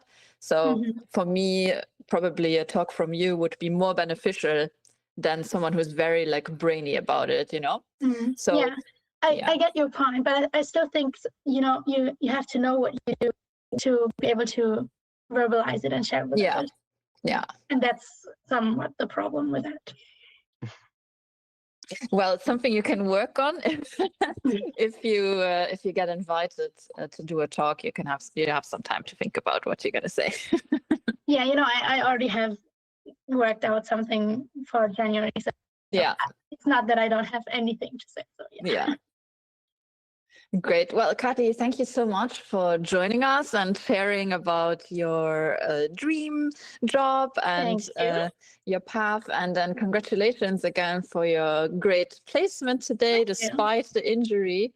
And I hope it'll heal quickly, and you can get back to practicing more. And we'll hope to see you soon.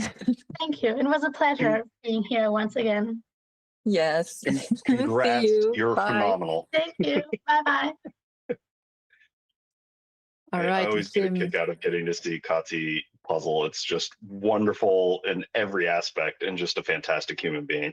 I will say that we had 8th place lock in by Jennifer Sipple at an hour 31 flat, just slightly, a few milliseconds over that line. So the top 10 slots are still there. We can see that Tobias is coming into the last 45 pieces or so. I'm going to put on my Tobias's #1 fan hat in order to cheer him on just a little bit. Inga S is in that same area. We're coming up on the hour 34 and we're coming up on the hour 35 minute line. So the fatigue is absolutely setting in here. Some of these folks' backs are starting to hurt if they've been standing for a while. You can see Robert Atkinson doing a great job doing that crossover maneuver with his right hand over top of the left in order to grab a few pieces. Has a gap over on that right hand side that's that darker blue that blends in a little bit, but doing a great job. Quinta doing an excellent job as well. You can see that those gaps are starting to close in.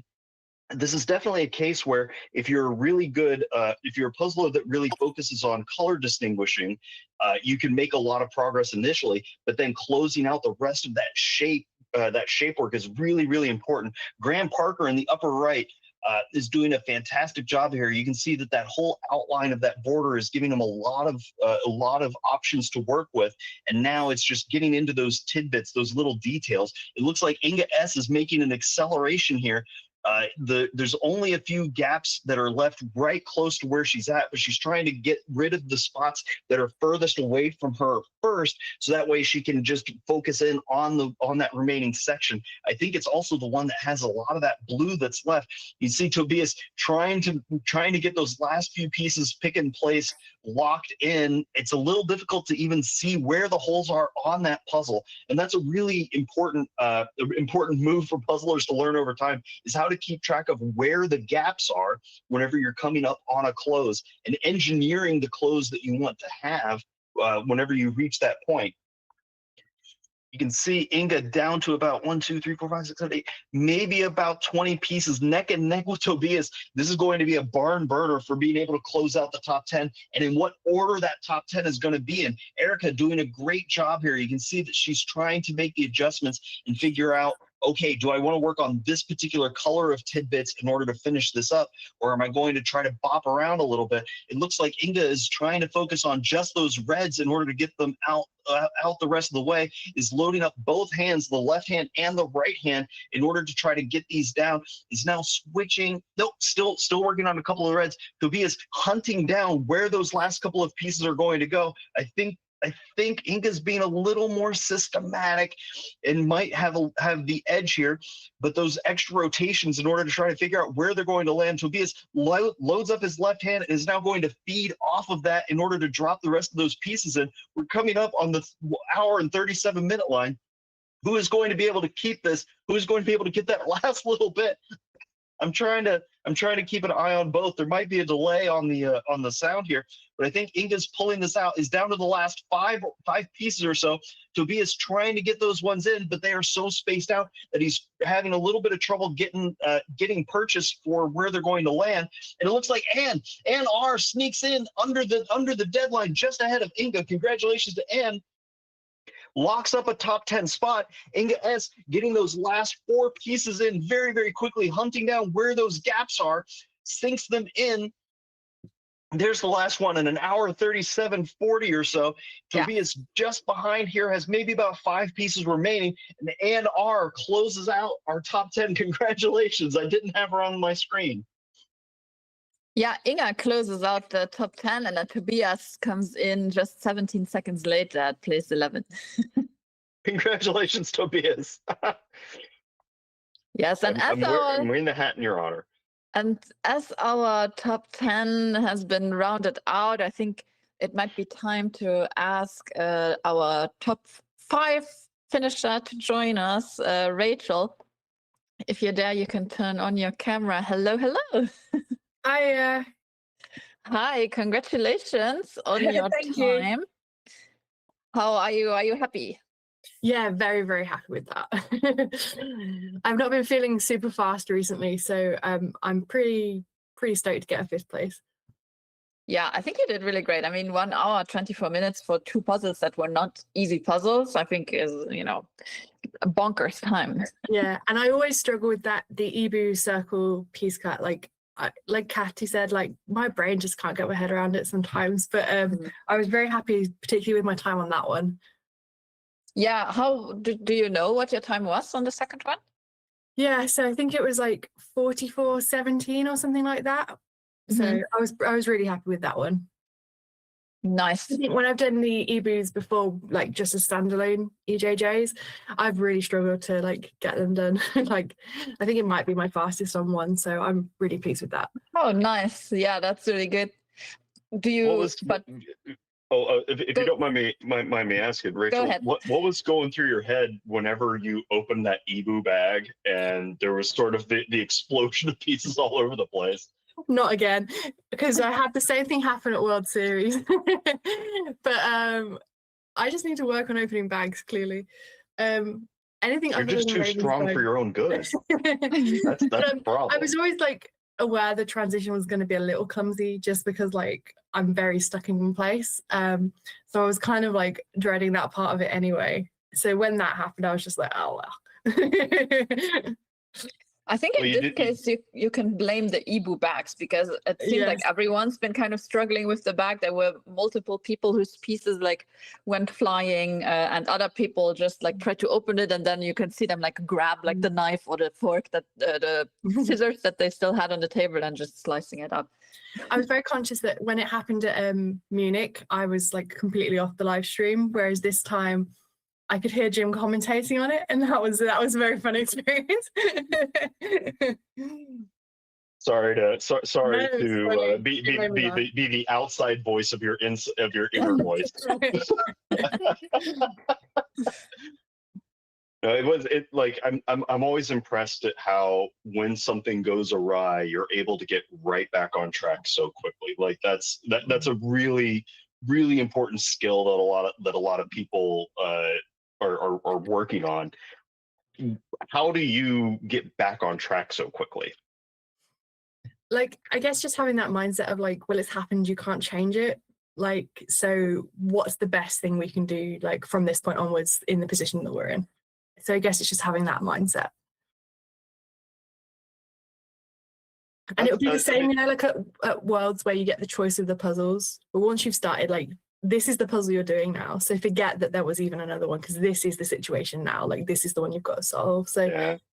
it's hard to do. There's not time for regret, right? Like it's you're doing the puzzle now. Thinking about anything else is just going to eat away. Is that pretty much it? Yeah, and then afterwards, like, then think about it, like, reflect on it, like, what can we do differently next time? But like, it's not helpful to be doing that in your head while you're trying to solve the puzzle. Yeah. No, it makes a ton of sense. It's easy to Because say, though, and not easy to do. Yeah. Because you're relatively stationary right now, did that affect how you wanted to approach these puzzles? Because like I know the Ibu takes up a ton of space if you do the full border first or like portrait. Yeah. Like It's definitely one where I think like I would have probably stood more to be able to get over the puzzles. So like when I was finishing, I realized that I'd left the side that was like furthest away from me, because I guess it's harder for me to see and reach over to.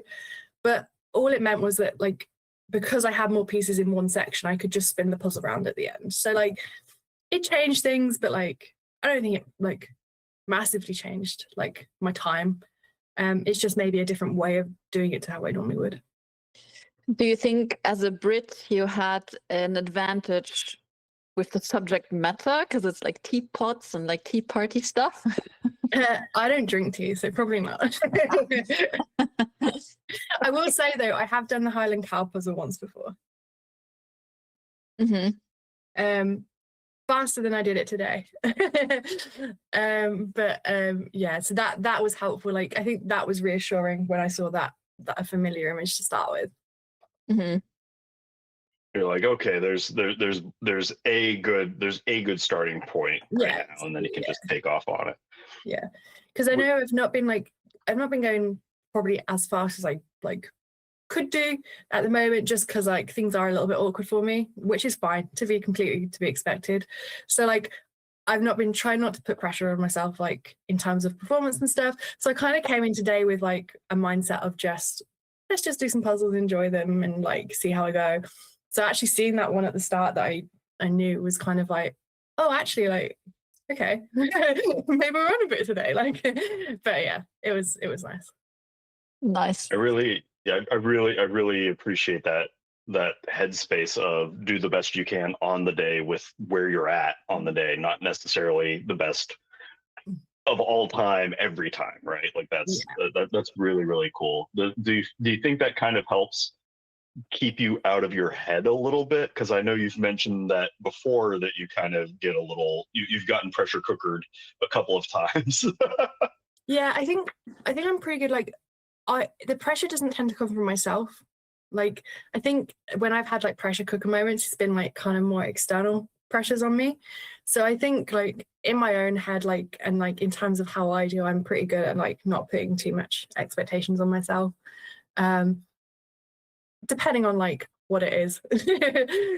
So like obviously like something like UK Nationals or something, I'd probably be like putting a lot more pressure on myself than doing like an EJJ at home today. Yeah. That makes a ton of sense. Did you have also just while we're talking, we've had so many finishers start rolling in. We're now we're already up to our top 21 just now. Graham Parker rounding out our top 20. Congrats. Oh, good, Congrats Graham. to him. Yeah, very, very, very well done. An hour And thank you for 43. letting me the cow puzzle, Graham. I'm sure he's thinking the same thing right now. What I guess I'm kind of curious. A lot of puzzlers, whenever you have two 500-piece puzzles, they tend to run faster than a singular 1,000. Yeah. Just in general because of the way that it's broken up. That said, it's still doing 1,000 pieces on your own. Yeah. How does someone like prepare themselves to do that kind of a behemoth task in one go? I do think it's like a slightly different mindset from, or at least for me at the moment, from doing like just a 500, because that's very much like a sprint. So you're going like full out for that whole time. I like, speaking for myself, I don't think I can sustain that for like an hour and 20. So it's like maybe just like slightly pacing yourself to then keep enough energy to finish strong. But it's hard. It's like it's definitely a thing you'd need to practice. And I think doing 1,000-piece solo puzzles is good practice because I think that goes longer than like two 500s, like you said. So if you can do those and have the stamina to keep going with those for speed, then like the two 500s back to back is like then manageable. That makes a ton of sense. I found the first few times I did 1,000s for speed, like I found it awful. Like I just like it took so long. There were so many pieces. Like I felt so slow, and I just got into that. Like I'm sitting here doing 1,000, and like I couldn't get into that kind of like speed mindset. And like, but like after repetition, like you kind of get to know like what to expect, how long you're in for, and you can sort of manage your like pacing a bit better. Yeah. Well, I'm sure it's reassuring to a lot of other people to hear that even a top puzzler in the world, when trying a new format or a longer format, also feels not great about doing it for the first time. Oh yeah. I know there's a lot of people that whenever they're getting into speed puzzling, they're like, if I'm not good at it within 2 tries, then it's not for me. And it's more of a no, you have to work at it a little bit. Yeah. That's really cool. Well, any other? Do you have any other like thoughts about how you approach these puzzles, or did you have a favorite one? I think the Highland Cow, just because I don't love the Ebu piece cut, and it's like quite pick and place, which is not like my preferred style. I think the cow, like having like defined sections and like the nice gradient kind of in the grass and the sky and the fur, like that kind of played more to my strengths. And I did very much like work background and then into the cow, finish with the tartan.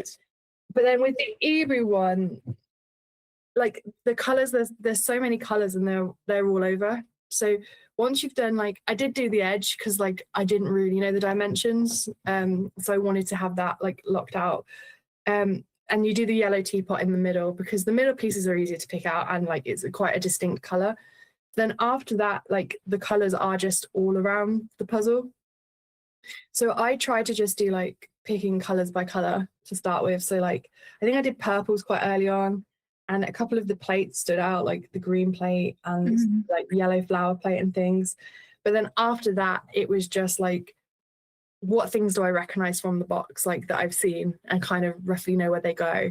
And then just like building little islands all around of like the things that I recognized and like gradually filling it in. Yeah, I think that's a pretty similar approach to also how Kati was doing it. And that's not the only thing you share with Kati. So you're both injured, and you both wanted to be teachers when you were younger. Yes. I will say I haven't seen both Kati and Rachel in the same room in a while. I'm just throwing it out there. they may it may be a situation of you're just running back and forth between two rooms very, very quickly, which wouldn't be surprising. I'm not running I do- anywhere at the moment, Jim. That's exactly what you want me to think. I've caught on to your games. Sort of rude. No. No, sorry, Catherine was starting in on that, and I, by all means take over. But tell us a little bit about what your initial childhood dream job was. You wanted to be a teacher as well. Yeah, and like, well, both my parents are teachers, so I guess like I just like had that as like a role model like very early on for my whole life, and I was like the oldest child in my family, and like got a younger brother and sister and like a few younger cousins who all live near me. And so whenever we played, like when we were really young, I would be like the teacher, and like I don't know if it's just an excuse for me to be bossy or to like tell them what to do or keep them quiet, but I'd play schools and make them do their homework and give them stickers, just like kind of Catty was saying. But then I guess like as I got to be a bit older, like a young teenager, like I guess I saw the realities of like my dad, especially like how hard teaching was at times, and that like in that kind of probably put me off doing it as like an actual job. So like I just started thinking of like what else did I want to do, and I had a teacher that like I really liked at school, and she was starting to run like a law GCSE course, which was like the first time my school had ever done it. So she was like, oh, you should like join it and like give it a go. I think she just needed people to sign up for her like class. But I did that and I just loved it. And like basically from that point onwards, I was like, I want to be a lawyer. And like that's what I do now. So kind of the opposite of what I wanted to do, because I was like judge and then I need to be a lawyer before, and I was like no. So what is it? Are you, if you don't mind me asking, like what kind of field within law are you in, and is that also something that really interests you, or would you like to maybe explore, I don't know, other parts of the law? Yeah, so again, I don't know how it is in other countries, but like the way it works in the UK is that you tend to like when you're doing your training, you try a few different areas of law, but then once you've like qualified into like a particular area, you kind of then stick with that for your career. It's not that common to like change between different areas. So I do private client, which is kind of like individuals, like wills and when people die, dealing with things, and then also like as people get older and they start to lose capacity and like they need help managing their like affairs and their finances, like we do that kind of stuff for them as well. So it's I never wanted to do anything like too like corporate or like business related. I always knew I wanted to work with like individuals and just kind of normal people. So like that part of like the job is kind of similar, I guess, to like being a teacher and like working with just normal people and lots of different people. So I like that part of it, and I find that quite rewarding. I don't think I could have ever done like the corporate side of it. I'm just not cut through it at all. No, and it's also just, I mean, I don't know you that well, but just a little bit of you that I know, you seem to be like a people's person, and I can really see you like being that person because then you'll be dealing mostly with people that are like in difficult situations, and they have to figure out, things that are like important for them in their life, and I think they need then also a lawyer that is not going to be too cold, and you seem like a very warm person, so I think it's a good fit for you to do something like that. Yeah, and I don't think work-life balance is so important to me, and like if you go into certain areas of law, there's like crazy deadlines and like staying in the office till midnight because you've got a big deal or like a big court case coming up. And like the area of ID, like it has its like struggles and there are difficult things, but like you don't have that same sort of like time pressure and like working towards like those kind of deadlines like you do in other areas. So for work-life balance, it's really good for me as well, which is really nice. Yeah. So what is your favorite part about your job? I think one of my favorite parts is like some of the work I do, I'm working with the same families for like multiple years. So I've got like families and clients that I've worked for like 10 years. So it's getting to like have those really like good deep relationships with people over a long period of time and like navigate through things with them like for a long period of time. That's like really rewarding. Like that's my favorite part. Yeah, that sounds really cool. And then you can kind of build the relationships and you really get to know them as people as well and not just as clients. So yeah, that's really cool. Yeah, definitely. If you were not a lawyer, what would you be instead? Would you be a teacher instead, or would you do something completely different?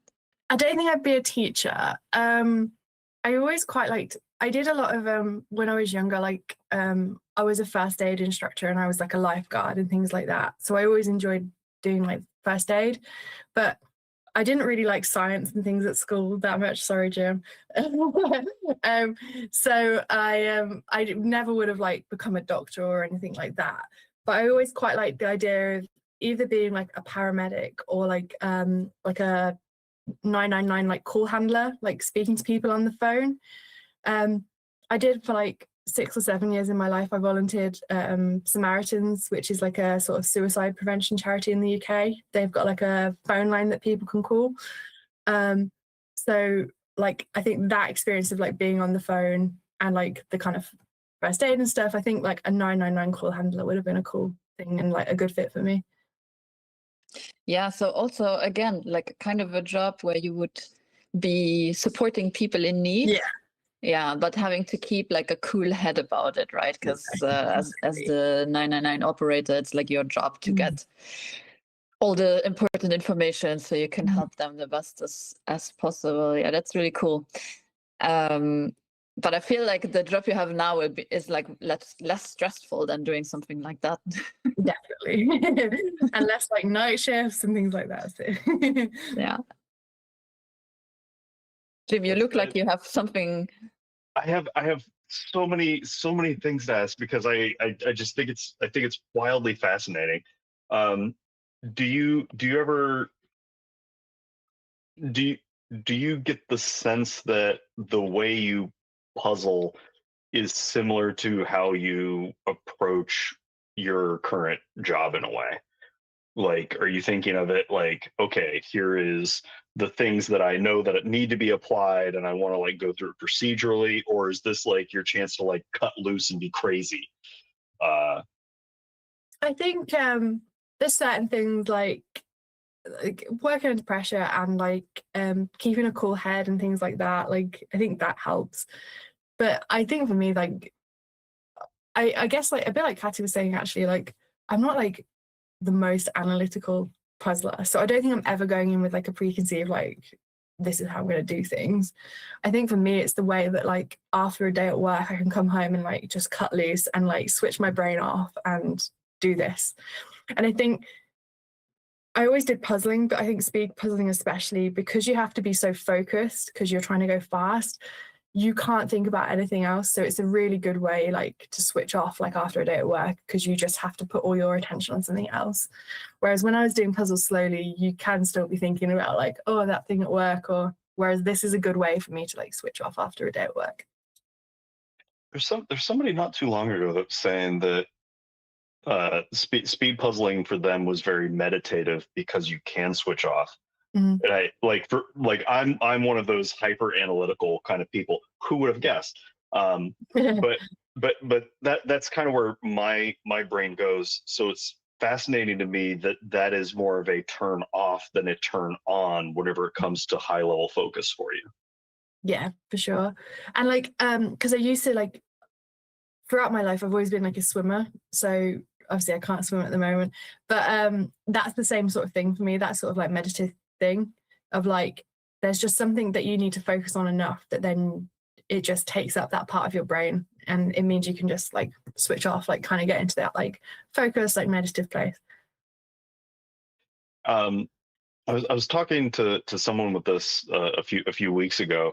Whenever you focus in, does it this is going to sound kind of weird, does it feel like you're pushing away the outside world, or does it feel a little bit more like you're focusing in on your own world? That might be kind of a weird way of describing it, but Yeah, I can't really. I don't really know. I can't really answer that question. I'm not. okay, that's not fair. too sure. Sorry. Well, they were saying that like puzzling is their like bubble that they make for themselves whenever they go to do speed stuff, so they feel like they're pushing everything away. And I've talked to other people where it's like, no, I'm closing everything off to zoom in, which is I think probably cool. that one. And I mean, especially like at the moment, like I'm in the middle of like a pretty long recovery from this operation, and being able to like, it's a long day to just sit in a chair and like be kind of uncomfortable or in pain or whatever, but like being able to like sit and do like a 2,000 piece puzzle at the table, like that's a few hours where like other things disappear and I can focus, and like it gives me that nice like way of passing the time and helps like time go. So like it's been a really nice thing for me the last few weeks for sure. Yeah. How much what does the recovery time look like for you? So I've got to do 12 weeks on crutches and I'm like 4 weeks in. And but I've got the first 6 weeks, I've got this like pretty chunky like brace, like restrictive brace on.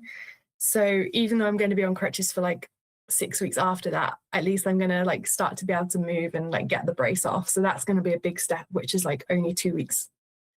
And like the 12 weeks will be up a week before Worlds. So like in theory, I should just about be like walking in off crutches to go to Spain, but we'll see how that goes. I mean, at worst, you pull an Alejandro or a Sammy yeah. Brownlow, right? And you just go in with the equipment, Yeah. and that works out really well. So, yeah. In you know, I always advocate for err on the side of needing to be uncomfortable, Yeah. which I've has usually served me pretty well. I think some people are aware, and I know you've mentioned it before, that you're going to the World Championships this year. Are you planning on prepping in any particular way, especially now that you're kind of having to sit down the whole time as opposed to doing any kind of stand up? Yeah, like I'm definitely finding at the moment that like speed puzzling practice is not working that well for me. I'm doing competitions, but like I'm generally finding that I'm slower. Like if I repeat a puzzle, I'm slower than I have been previously. So I think it's because I'm having to sit like kind of awkwardly, and like I can't stand up and I can't do the things I usually do. And plus I'm in a little bit in pain, I'm on medication and all this kind of stuff. So I kind of said to myself that I'm just gonna not like push doing any practice, at least until probably I get this brace off and I can sit a bit more comfortably. Because I don't want to like be getting slow times and then be going in with that mindset of like, oh, I'm slow, I'm not doing that well. I'd rather like do less practice, but like have it be a better quality practice. So even if it means like I only practice for a couple of weeks before, when I'm in a better place, I'd rather do that and go in feeling very positive. So I'm probably not going to be able to train like as intensely as I have maybe before, but my plan is for the last couple of weeks to really try and hit as many Ravensburger 500s and just get back into that zone if I can. We'll see. It will all depend on how I go as well. I had a coach years ago that used to say anything worth doing is worth doing poorly. So even if and by that he didn't mean like do it bad every time. He just meant do what you can when you can, right? Yeah. Even if it's not at the like highest level that you would want, doing the quality thing as best quality as you can is the thing. So that's really cool. Are there any particular I guess I'm kind of curious. Can you tell us a little bit about the pair and or team that you're going to be going there with? Yeah. So I'm pairing with Emma Quirk from Ireland, and I'm super excited for that. We had such a good time puzzling together at UK Nationals, and like we always just have so much fun puzzling together. She's actually coming over like in a week or so's time to basically do some like pair practice runs with me, which will be really nice. And it will give me something to do as well for a couple of days. And then for teams, I'm teaming with the like Puzzle Guzzle team from the UK. So it's Graham and Jodie Parker and Aaron Madeley, the eligible bachelor. And that's just going to be a load of fun. I live near Graham and Jodie, so like we practice together a whole ton, like anyway. And we've got like a weekend coming up where we're going to do the EJJ teams puzzle that's Michelle's like organized, and also just a bit of teams practice, so that'll be fun. Do you know where the eligible bachelor comes from? It comes from Aaron. So he just declared he's the third most eligible bachelor. Yeah, he didn't want to go for number one, but he was like, I think if I can give myself 3. He's number one in our hearts. Yeah. When we did the collector's cards for Munich, you got to put like facts about yourself. I think it was like if you'd won like nationals competitions and things. And he put in on his that he was the 3rd most eligible bachelor. I think he was hoping it was going to be printed on his card. Mm-hmm. It wasn't, unfortunately. Oh, that's so funny. Rachel, I before you were talking about and I didn't want to interject because the conversation was so nice, and I had just returned. But you were talking about this feeling of like when you're puzzling and you're kind of like in the moment and like time kind of passes quickly and all of this. And this is actually something, and some other people in the chat were also talking about it. And this is actually something called like the flow state. If you want to look it up, it's like a concept by this psychologist called Mihai Csikszentmihalyi. And it's kind of what a lot of people in sports experience when they are competing. Like he looked at swimmers that were doing swimming. He was looking at runners that are doing running, whether it's short term or long term. But the concept of flow is basically that you can enter this like kind of flow state that you were kind of describing, where you just kind of blend out like the outside world and you just like forget about time and you're just like in the zone kind of.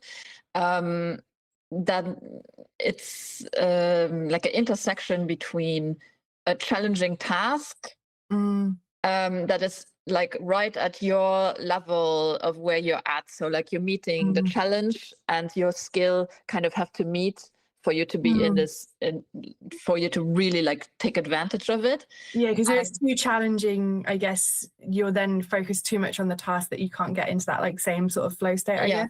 Yeah. And the other way around, if it's too easy, you can get bored. And then your brain wanders. And then you're not as fast as you could be if you were like really in the flow state.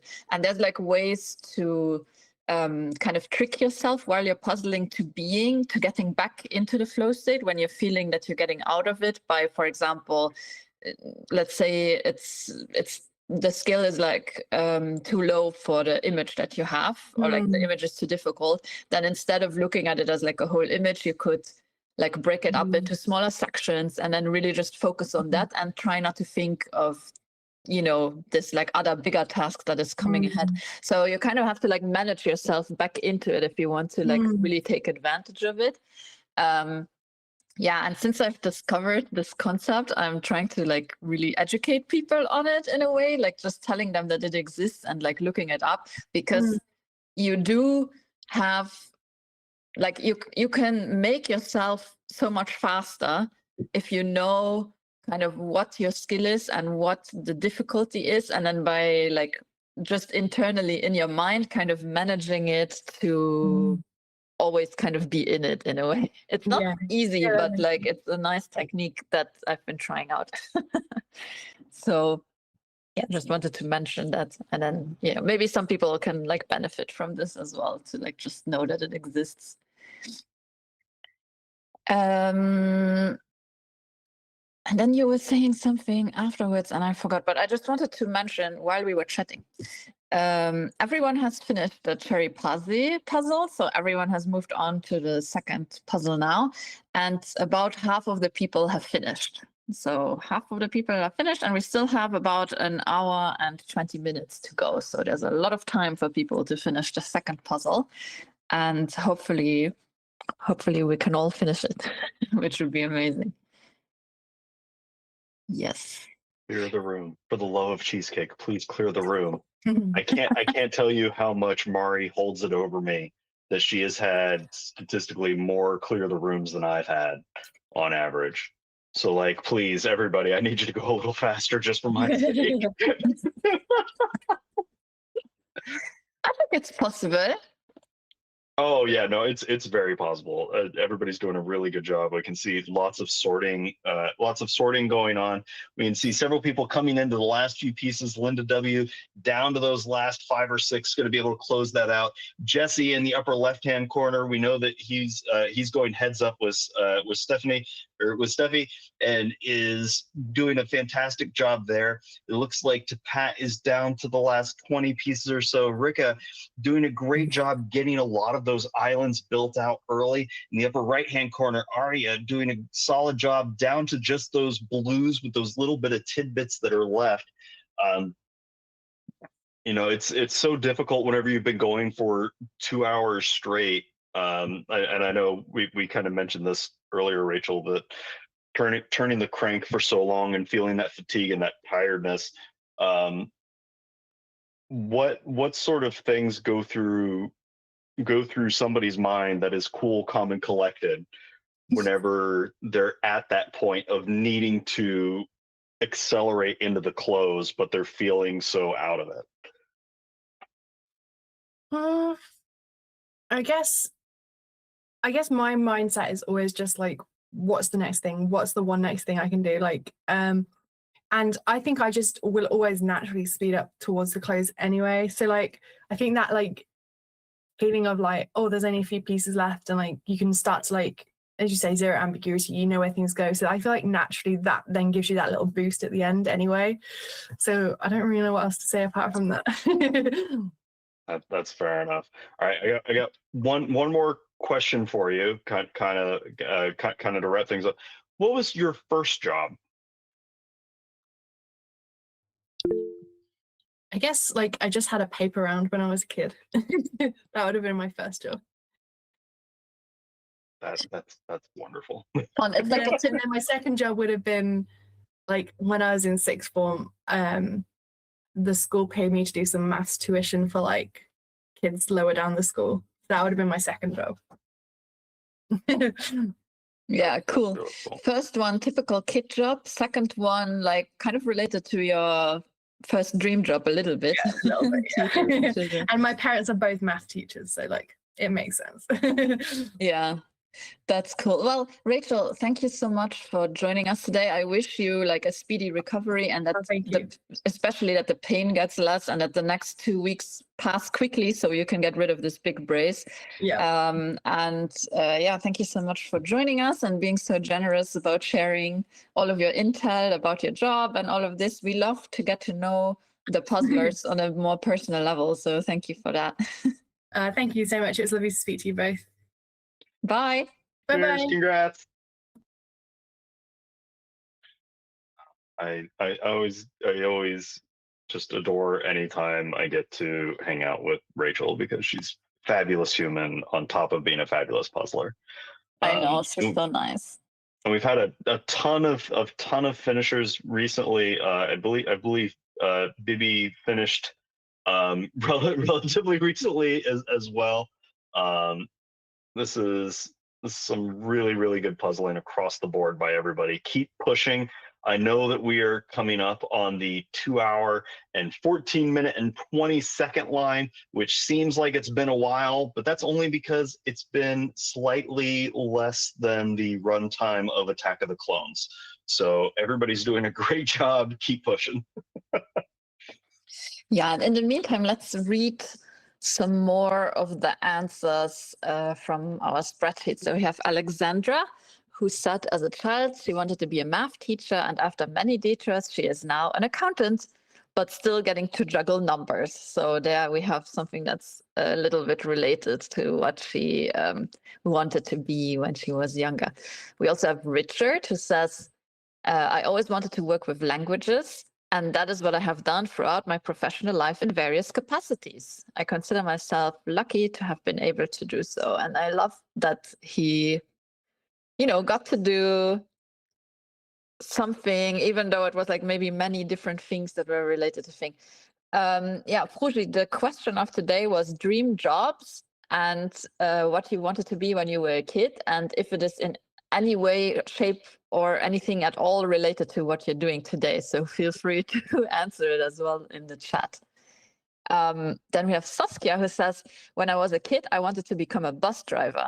And after some time, her brother tried to teach her programming, but she started to hated programming. So then after she grew up, she became an airplane pilot and then changed careers to be a programmer. I think, honestly, a pilot is kind of cooler than being a bus driver in a way, because you get to like fly planes, which in itself is kind of cool. But being a programmer is definitely safer. I mean, a plane is just a bus that doesn't need a road, right? Yes. And I feel like it's more, if you do something wrong and you're a bus driver, not, something might happen, but it's not as bad as if you're like an airplane pilot and you do something wrong. Yeah, that's probably true. Depends, I guess, on what the mistake is. It depends on the scale. Yeah. Oh, wow. Kiara says she wanted to be a doctor, which is completely unrelated to what she's doing now as a software engineer. I think, it is kind of unrelated, but also both of the things are very brainy. You have to be smart to be a doctor. You have to be smart to be a software engineer. So you have that going for you, intelligence.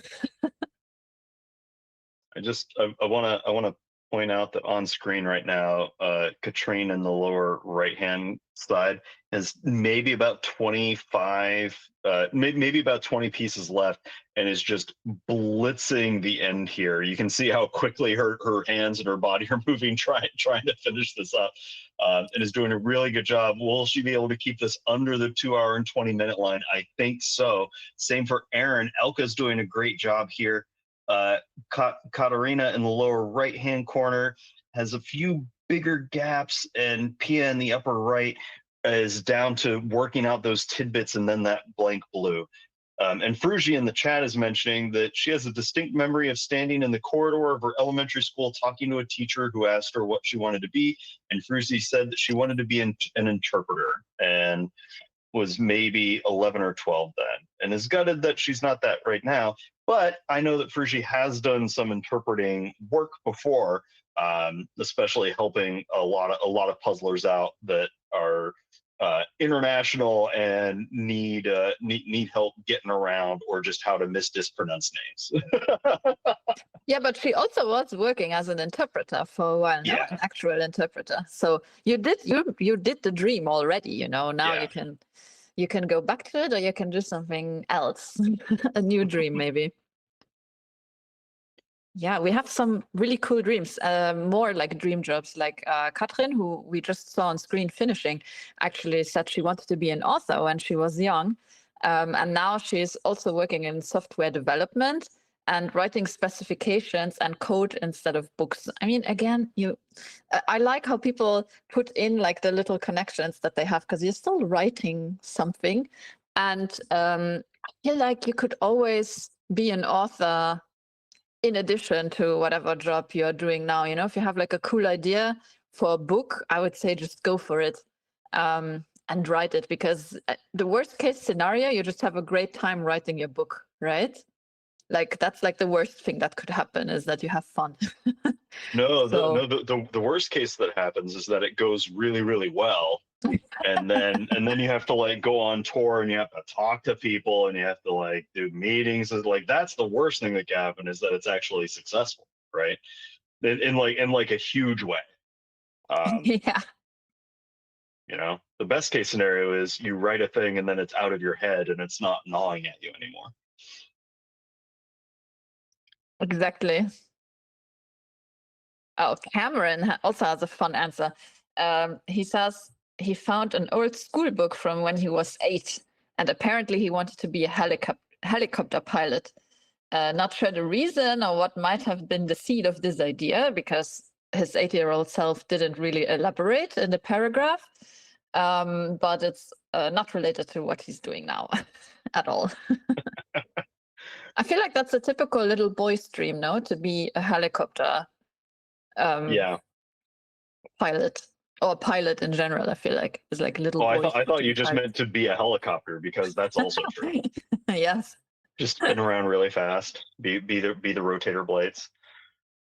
You can see in the chat Cyber Gizmo 96, who I'm not sure I know who that human actually is, and it's okay, you don't have to de-anonymize yourself. It says that one thing they didn't put in their actual answer for today was that they also wanted to be a professional musician at one point, and even auditioned for a professional music school as a flute player. Oh, it's Abby. Yeah, flute is a really tough instrument to get in on, and being at a high level is really impressive. And just getting to the point of auditioning is really impressive. Congrats on that. Mm-hmm. Well, let's read Abby's answer, because she says also here that she had a few. And the other things she mentioned is she wanted to work in a nursery when she was younger, and then wanted to be a lawyer throughout high school and even studied law at university. But now she's working as a manager at a hospital. And she's also saying that she thinks it's mixing the two dreams, like looking after people, but making sure that rules/policies are in place and that people follow them to keep everyone safe. So yeah, that's really cool. A ton of teamwork involved in that, no doubt. Oh wow, we can see Aaron coming in on the last couple of pieces. Yep, he slaps the puzzle, and then he's gonna have to check the ground for any pieces that were stuck inside the bag. Gets that last one, hits the buzzer at the 2-hour, 21-minute, and about 3-second line. Congratulations, Aaron. So Jim, I heard you also had like an unusual job for a while. Can you tell us about your foray into dancing? Yeah, that was it was a little bit of a side quest several years ago after teaching. I was an assistant professor at a university for a while, and I had a buddy of mine that I used to go social swing dancing with, East Coast swing and Lindy Hop, and blues dancing, that kind of thing. He said, "Hey, place that I work at is looking for ballroom dance instructors." And at the time I was thinking, yeah, I'll do that. I'll interview. Like, I could use the interview practice. Why not? That's always a good time.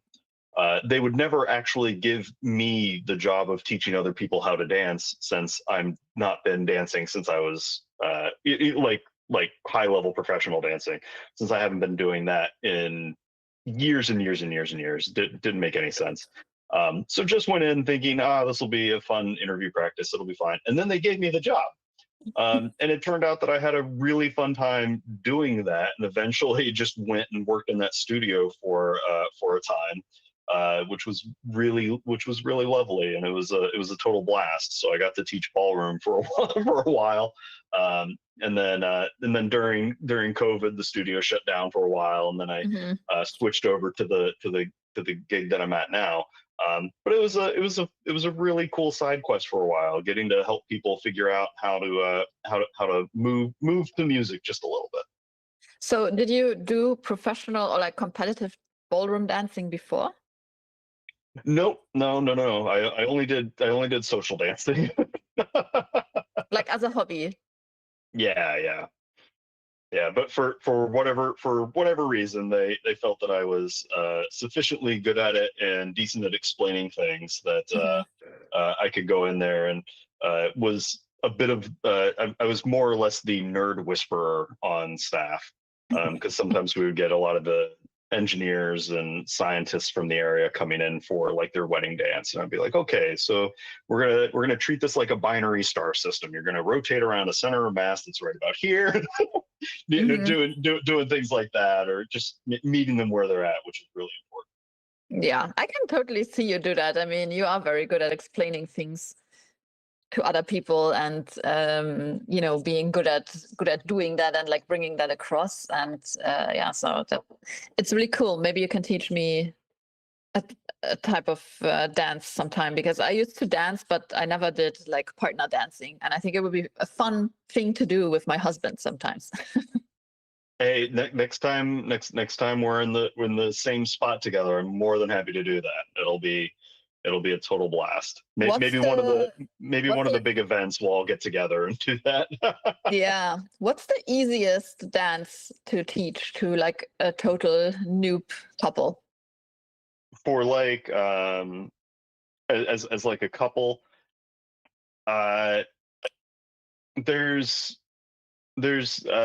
it's not like a true ballroom style, but it's derived from foxtrot and rumba. It's something called a foxy, is what we used to call it, which is basically a modified middle school waddle. Mhm. And that's really straightforward and fun to do.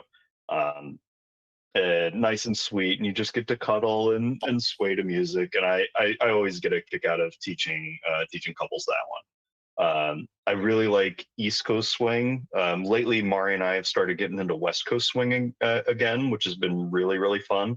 Not teaching it, just actually like going and doing it, which has been a blast. But yeah, Foxy is a nice one. But I'll always recommend my heart is always with East Coast swing. Just nice little poppin' music. Yeah, fun. This is like a world I know nothing about. How does it work? Can you like sign up to classes if you don't have a partner, or do you get partnered up with people there? Like, how does it? Different places operate operate in different ways. So there's not a one size fits all, but a lot of ballroom dance places, you don't need a partner. You can just show up and say, hey, I would like to learn this. And then the instructor will either dance with you, or if you have a partner, they'll sort of coach you through that. There's group classes that'll go through things. There's all sorts of there's all sorts of, just go out into the world and look up social dancing, and you can go and be around a bunch of people, and they'll rotate through partners. It's a really fun community to be around. I will say the puzzling community is still infinitely more positive and wonderful, even though the dance community is also very kind and lovely as well. I'm seeing a note here that Catherine L might be able to pop on, and we'll have our Ouija board moment here. Catherine, are you with us? Can you hear us? Hello. Hello. Hey, there you are. Whoa. Well, okay. Hey, congratulations on a fantastic job today. How does it feel to have done so well? Good. I was happy with under an hour on the first puzzle.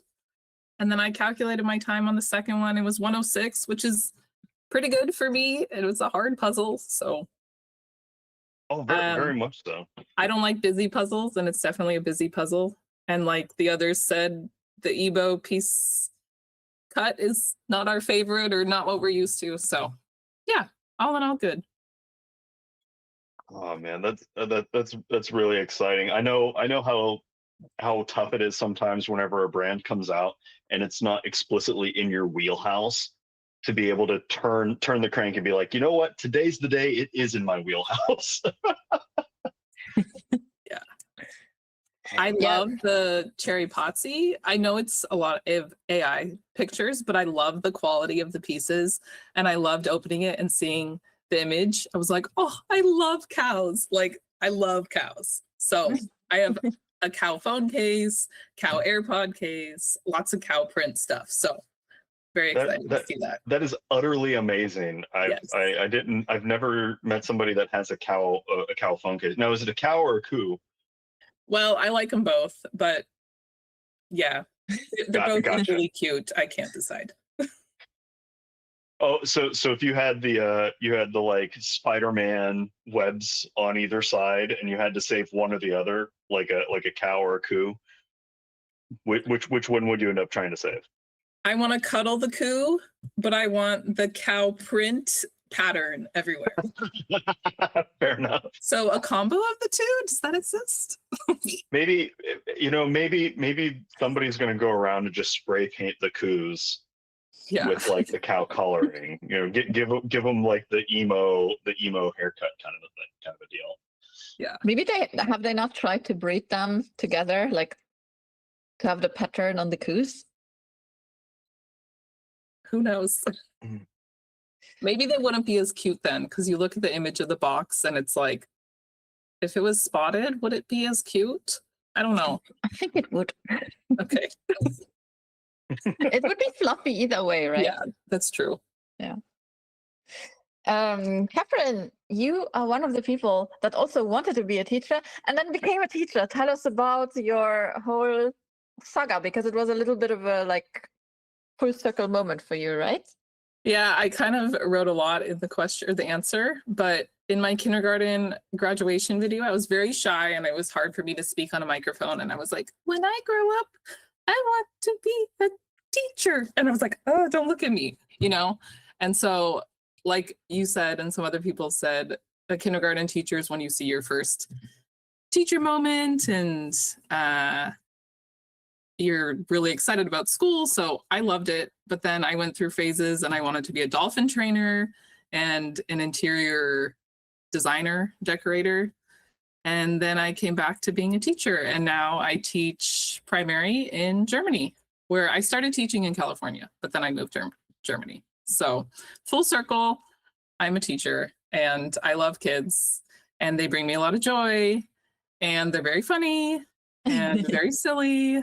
But actually, like at primary level, because I taught grade 1 and now I teach grade 3, they still want to please you and they still want to make you proud. They're not full of attitude yet. So I want to stay in the lower grades. Yeah, there's different levels in teaching where you need different strengths for.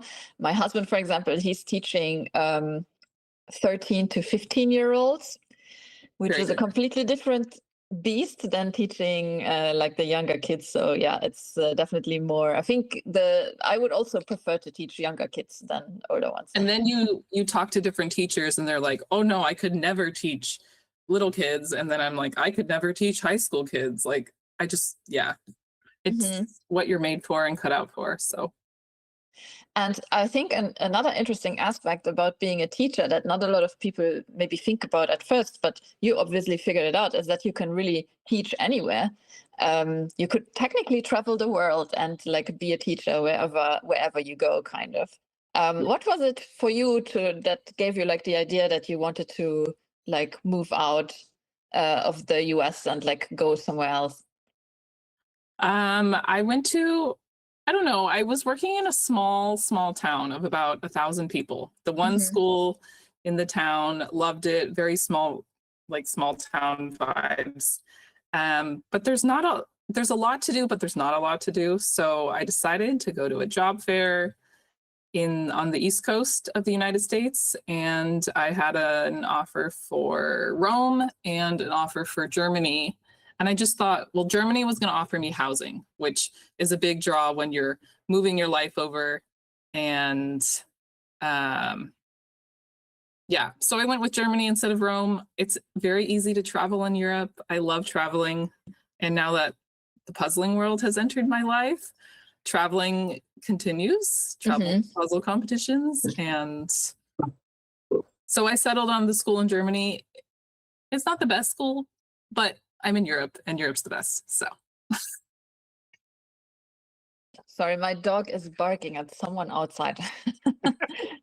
Well, I think she said that's really cool that you got to do that. Was it nerve-wracking making that kind of big move and like uprooting a lot of things? Yes, very, very nerve-wracking. I knew one person when I came to Europe and they were not in the same country as me, but so you have to move everything over, figure out how to get a phone, internet, a bank account, transportation. I also brought my cat with me I'm sure you guys have seen my cat appear on videos from time to time. So moving, yeah, it was crazy. And also I arrived on a Sunday. And as we know from the World Series, everything in Germany is closed on Sundays. So that was interesting, coming with no food. And like I have a cat, like I had cat food and cat litter for the plane. So we made it work, but yeah, I'm happy to be settled now. Very settled. Settled with lots of puzzles. It's what do you think has given you the most comfort in being settled? The cats or the puzzles or something else? The puzzles and the puzzle community, because I've really made some good friends through the puzzle community, and it's very welcoming. Actually, after this, my pairs partner Janine, she's coming over, and we're gonna do some more puzzle training. And yeah, so it's great because the puzzle community has helped me feel comfortable. Love How- the puzzle how- community. I tried to make like I can't make a heart, but just imagine like this is one side of the heart. How long have you been in Germany now? It'll be 3 years, like August 2nd or something. So not too long, but it also feels pretty long. And I have no intention to move back to the States right now. Mm-hmm. If I did move, like I came from California, I don't think I could afford to move back to California. So if I don't move back to California, I'm like, where do I go? Europe has kind of become home now. I don't Mhm. know if it's forever home, but it's home now. So Yeah. Do you visit often? Or like how do you deal with home? Do you get homesick? I visit maybe once a year. Yeah. My dad, he's partly in the States and then partly in Australia. And he's a traveling guy. And so I'm a traveling daughter. So it's hard to actually find times to meet together because we're both all over the world. I don't know how to describe it. Yeah. So parts of me is homesick, but I go back once a year. It's too expensive to fly back more than once. Yeah. I mean, this is like expat life, you know, and I find there's a few of us in the puzzle community. At least I tend to like being an expat myself. And even though I don't live that far away from where I'm from, I still tend to just make a lot of friends with people who are also like living away from home in a way. And I think the puzzle community is like great for that as well, because like you said before, there's all of these competitions that you can go to and like meet other people and stuff. And I work at an international school, so I teach in English, and a lot of my friends come from that school, so it's really nice. And I should learn German, but it's very hard. Yeah, I know the feeling. You know, I live in the Netherlands. I do know Dutch, but it could be better. You know, I should probably take some time to really do it. Yeah. Oh, someone is asking in the chat that they thought for sure you wanted to be an Irish dancer growing up. Oh, also, yes. I love Irish dancing. I did it for like 20 something years competitively, but I was never like amazingly good, because once you're in the world, the field of it, you have to be so dedicated. And I did it because of my passion, and I loved it. I smiled, I was happy, not because I was number one. Kind of like my puzzling journey. Yeah. So I guess it was like a dream that if I could perform Irish dancing like professionally, like in Riverdance or Lord of the Dance, but never actually pursued or even thought about pursuing it. Yeah. Are there any like Irish dance classes in Germany where you live? Not where I live. The closest one is like an hour and a half by train on a Monday night, and I work, and that's ridiculous. Yeah. So instead, I coach at my school. I coach little kids a little bit of Irish dancing, very little bit, because it's such a skill you have to do for years and years and years. Probably like Jim's dancing too. Like you can learn the basics, but it's not something you can really perfect. And I meet with these kids for 1 hour once a week. And Yeah. by the time you take attendance, it's like 40 minutes. So yeah. Yeah, but maybe you get some kids like interested in it, and then maybe one day one of them will open like an Irish dance school in your area. And we put on shows at the school at different events. I choreograph different small little routines, simple for them. And you know, I still love it. That is my passion, from jigs to jigsaws. Ooh, nice. I keep trying to encourage Mari to make to write a jig and call it the Saw Puzzle Jig. One of these days it'll happen, and then hopefully we can get people to do a jig to a jigsaw. I think. What would do you, when you're working with your students and they're doing the Irish steps? Have you also started a like puzzle group at the school? Yep. I also have my puzzle club after school, which is once a week. And last year was more just like casual puzzling and just getting them to work together and stuff. But this year I kind of want to incorporate a little more speed puzzling elements, like put it in the Ravensburger bag and be like, okay, 3, 2, 1, go. And they're like, I mean, they're simple, like 100. I have really little kids, like 64-piece puzzles, but even timing them, last year I had one newer kid and he was like, oh, Miss Lineski, can you time us? Can you time us? And I'm like, okay. So then I timed him, and the next week he's like, can you time us again? Did we beat our time? So it made me excited to want to do more kind of speed trials with them, but I really just want them to not be on a screen and to puzzle and to work together. And yeah, so we'll see how it goes this year. That's really great. I'm so glad that that you're able to like know what your dream was and then hit that, and then also bring in all of the things that you enjoy and love and spread that even more. Like how does it feel to be a conduit for other people's joy? I guess that's kind of what I'm curious about. I know that's my purpose in life, to be a light and to be positive source for others. So if I can do that through puzzling and dancing, great. And my classroom vibe is always positive. It's about the positive mindset, and yeah. How do you now I'm curious, because you've opened the can of worms. How do you make that positive mindset in your classroom? There's just different behavior or classroom management strategies, like a lot of praising and good manners. We come up with a class contract at the beginning of the year where they sign with their thumbprint. They're signing it and they're agreeing to this. So I try to mold that so it's in a positive, like, we're not going to hit each other, or instead of saying we're going to be kind to it, like, it's very primary, but we're going to be kind and with our words and with our actions. It's modeling what you want the outcome to be in more specifics rather than the general, like, hey, be a good person. Well, what does that look like? What does that involve? Yeah.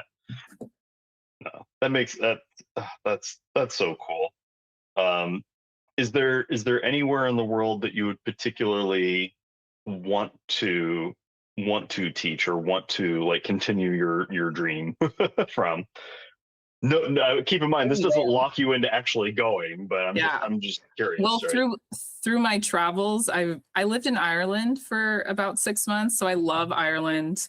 I love Poland. I think Poland, Ireland, and Iceland are like my top 3 favorite countries in the world.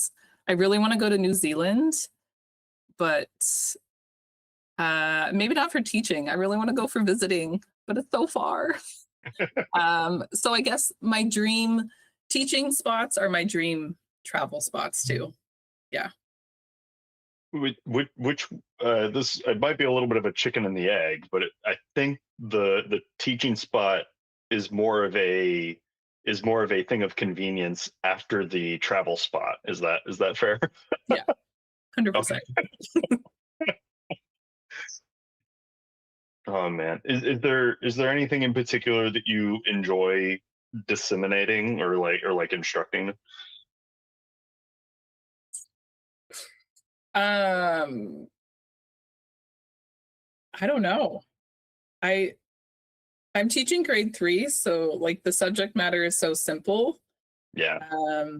Fractions is a fun one to teach because you can bring in food elements.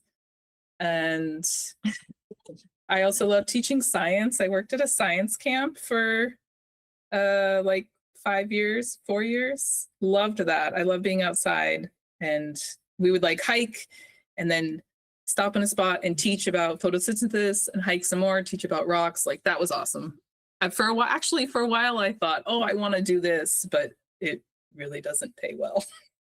That's when I said, okay, I really got to go into teaching and get my degree and my master's, and then the money will come later. But really, as we know, teaching is not about the money. Teaching is about the passion. Yeah, but you're like, it's also a lot of work that's very specialized, and that goes a long way. And I don't think there's anything wrong with people wanting and deserving and getting more funds for doing anything that is very hard. Like it's genuinely difficult to do that. Yeah. I worked for a while with a science outreach group that went to elementary and middle schools and did those like bi-weekly science program things, and it's not easy to do that, right? No. So yeah, good on you. There's nothing wrong with that at all. Yeah. Plus, how else are you going to travel to Ireland and Iceland and New Zealand in order to continue being that light for other people? Exactly. Yeah. Yeah. That's it. Well, I just want to thank you, Catherine, so much for joining us again today and for telling us all about your passion for teaching. And maybe some of the people that wanted to be a teacher but didn't end up becoming a teacher can now like rethink. Because I do think it's a nice profession, and like you do get like this instant kind of reward, like built in every year. You see like the progress of the children that you teach, and you start at a certain point, you end at a certain point, so it's like this like gratification that you get just from doing that. And yeah, thanks so much for joining us and sharing. And will we see you what's your next event? Well, some more EJJs, of course, but Frugi's Pears Marathon I will be at. I heard that's going to be very fun. Yes. So training now. Talk to you later. Have a good day. Bye. Bye. Yeah, we needed to end this interview because who is waiting for us very excitedly in the wings. It's Puzzles' third most eligible bachelor, Aaron. Hi. Hello. Hello. Why don't you tell us about your title? Everyone's been curious. Why third? Why not first? You got to be humble. I wasn't sure of the relationship status of a few of the slightly faster male puzzlers. So, you draw a line somewhere. Yeah, I was wondering, did you have specific people in mind for first and second? No, not specific, but I thought just probability. Well, like there's you, and then there's also the you that you see in a mirror, right? And those are two different people. Exactly. That kind of has that. There's me on a good day, which isn't often. Well, you're number one in our hearts. And also congratulations on getting both of those done in a great time. Like it's not easy puzzling on either of those. No, it was going really well for the first 20 minutes, and then it slowed down a bit. But that tartan section is really tough on the Highland Coup. Yeah, exactly. But I feel like you sped up again for the second puzzle, no? Because like you and me both have kind of the same complete time, but you were slower than me on the first puzzle. But so you must Oh, have probably. been. Yeah, I think I was slightly faster on the second puzzle. I quite like the Ibu cut, as opposed to seemingly opposite to a lot of people. I like bigger pieces generally, and I think Ibus are generally a bit bigger. Yeah. Bigger hands, you know. You gotta big old mallet hands. You gotta take advantage of them at times. So, what was your approach for the Ibu puzzle? Did you? I think so. I mean, the teapot, and then the edge, and then colours. I think pretty similar to a lot of other people. Just slightly more slowly executed than some of the faster people. Yeah. But yeah, it's I think it was yellows, then I think purples and blues, and I can't remember what other colours there are. Yeah, there's like a big green plate somewhere, and yeah, exactly. That went in, and then the white plates sort of after that, because the patterns are fairly all distinct on each of the on all the crockery. It's crockery forward approach, I would say. Yeah. Were you thinking more of explicit colors across the board, or were you like looking at different patterns that were existing on top of the things? Because like this pops out, and I see like, oh, there's the yellow with that like purple flower pattern. I mean, it's certainly at the start. Just pure yellow, that kind of thing. Yeah, the yellow, because it's got the light pink polka dot and the teapot, so it's easy to separate out from the saucer that's yellow with flowers. So yeah, it's kind of like semi-sort it as it gets pulled out by colour, but do sort of one then the other. No, that makes a ton of sense. How did you handle like the fatigue of working on these puzzles for like over an hour? Because it's tough once you reach that point. Yeah, especially when you're slightly ill. Sometimes I just accept, and I accept defeat almost. I'm gonna say just have to go along slowly, and it sometimes it's faster. It's just because you stop overthinking things at that point. What does overthinking look like while you're puzzling? Oh, hands moving a lot, not much going in. That's always what it looks like. The body before mind technique, yeah. Yeah, exactly. More pieces on top of the puzzle than in the puzzle, typically. I mean, they'll get there eventually through osmosis, right? They'll just diffuse down the extra layer, and yeah, you've thought about 3 different things at once, and sort of half done one of them. Seems to be how it goes. Yeah. Aaron, did you have a dream job, a first job? I mean, obviously, always wants to get into modelling, and so statistical modelling, that is. So I did a statistics degree. I sort of wanted. I think the only thing I ever wanted to be was like a strategist for a Formula One team. Okay, that's very specific. It's like sports statistics. I didn't quite end up in that. Fell into banking instead. I've been doing that for 15 years. I don't know, I'm getting old. Like fell in as in you were walking along the street and then whoops, I fell on a stock market. No, I've been trying to do professional. I say professional really badly. Like just do gambling for a year or so, playing poker. Didn't have the patience for it, and it really was lack of patience, probably a lack of ability as well. And then sort of better get a job, and then it's like, oh, maternity leave cover for someone at a bank. Yeah, sure, can do spreadsheets. Fell into it, and then done that ever since.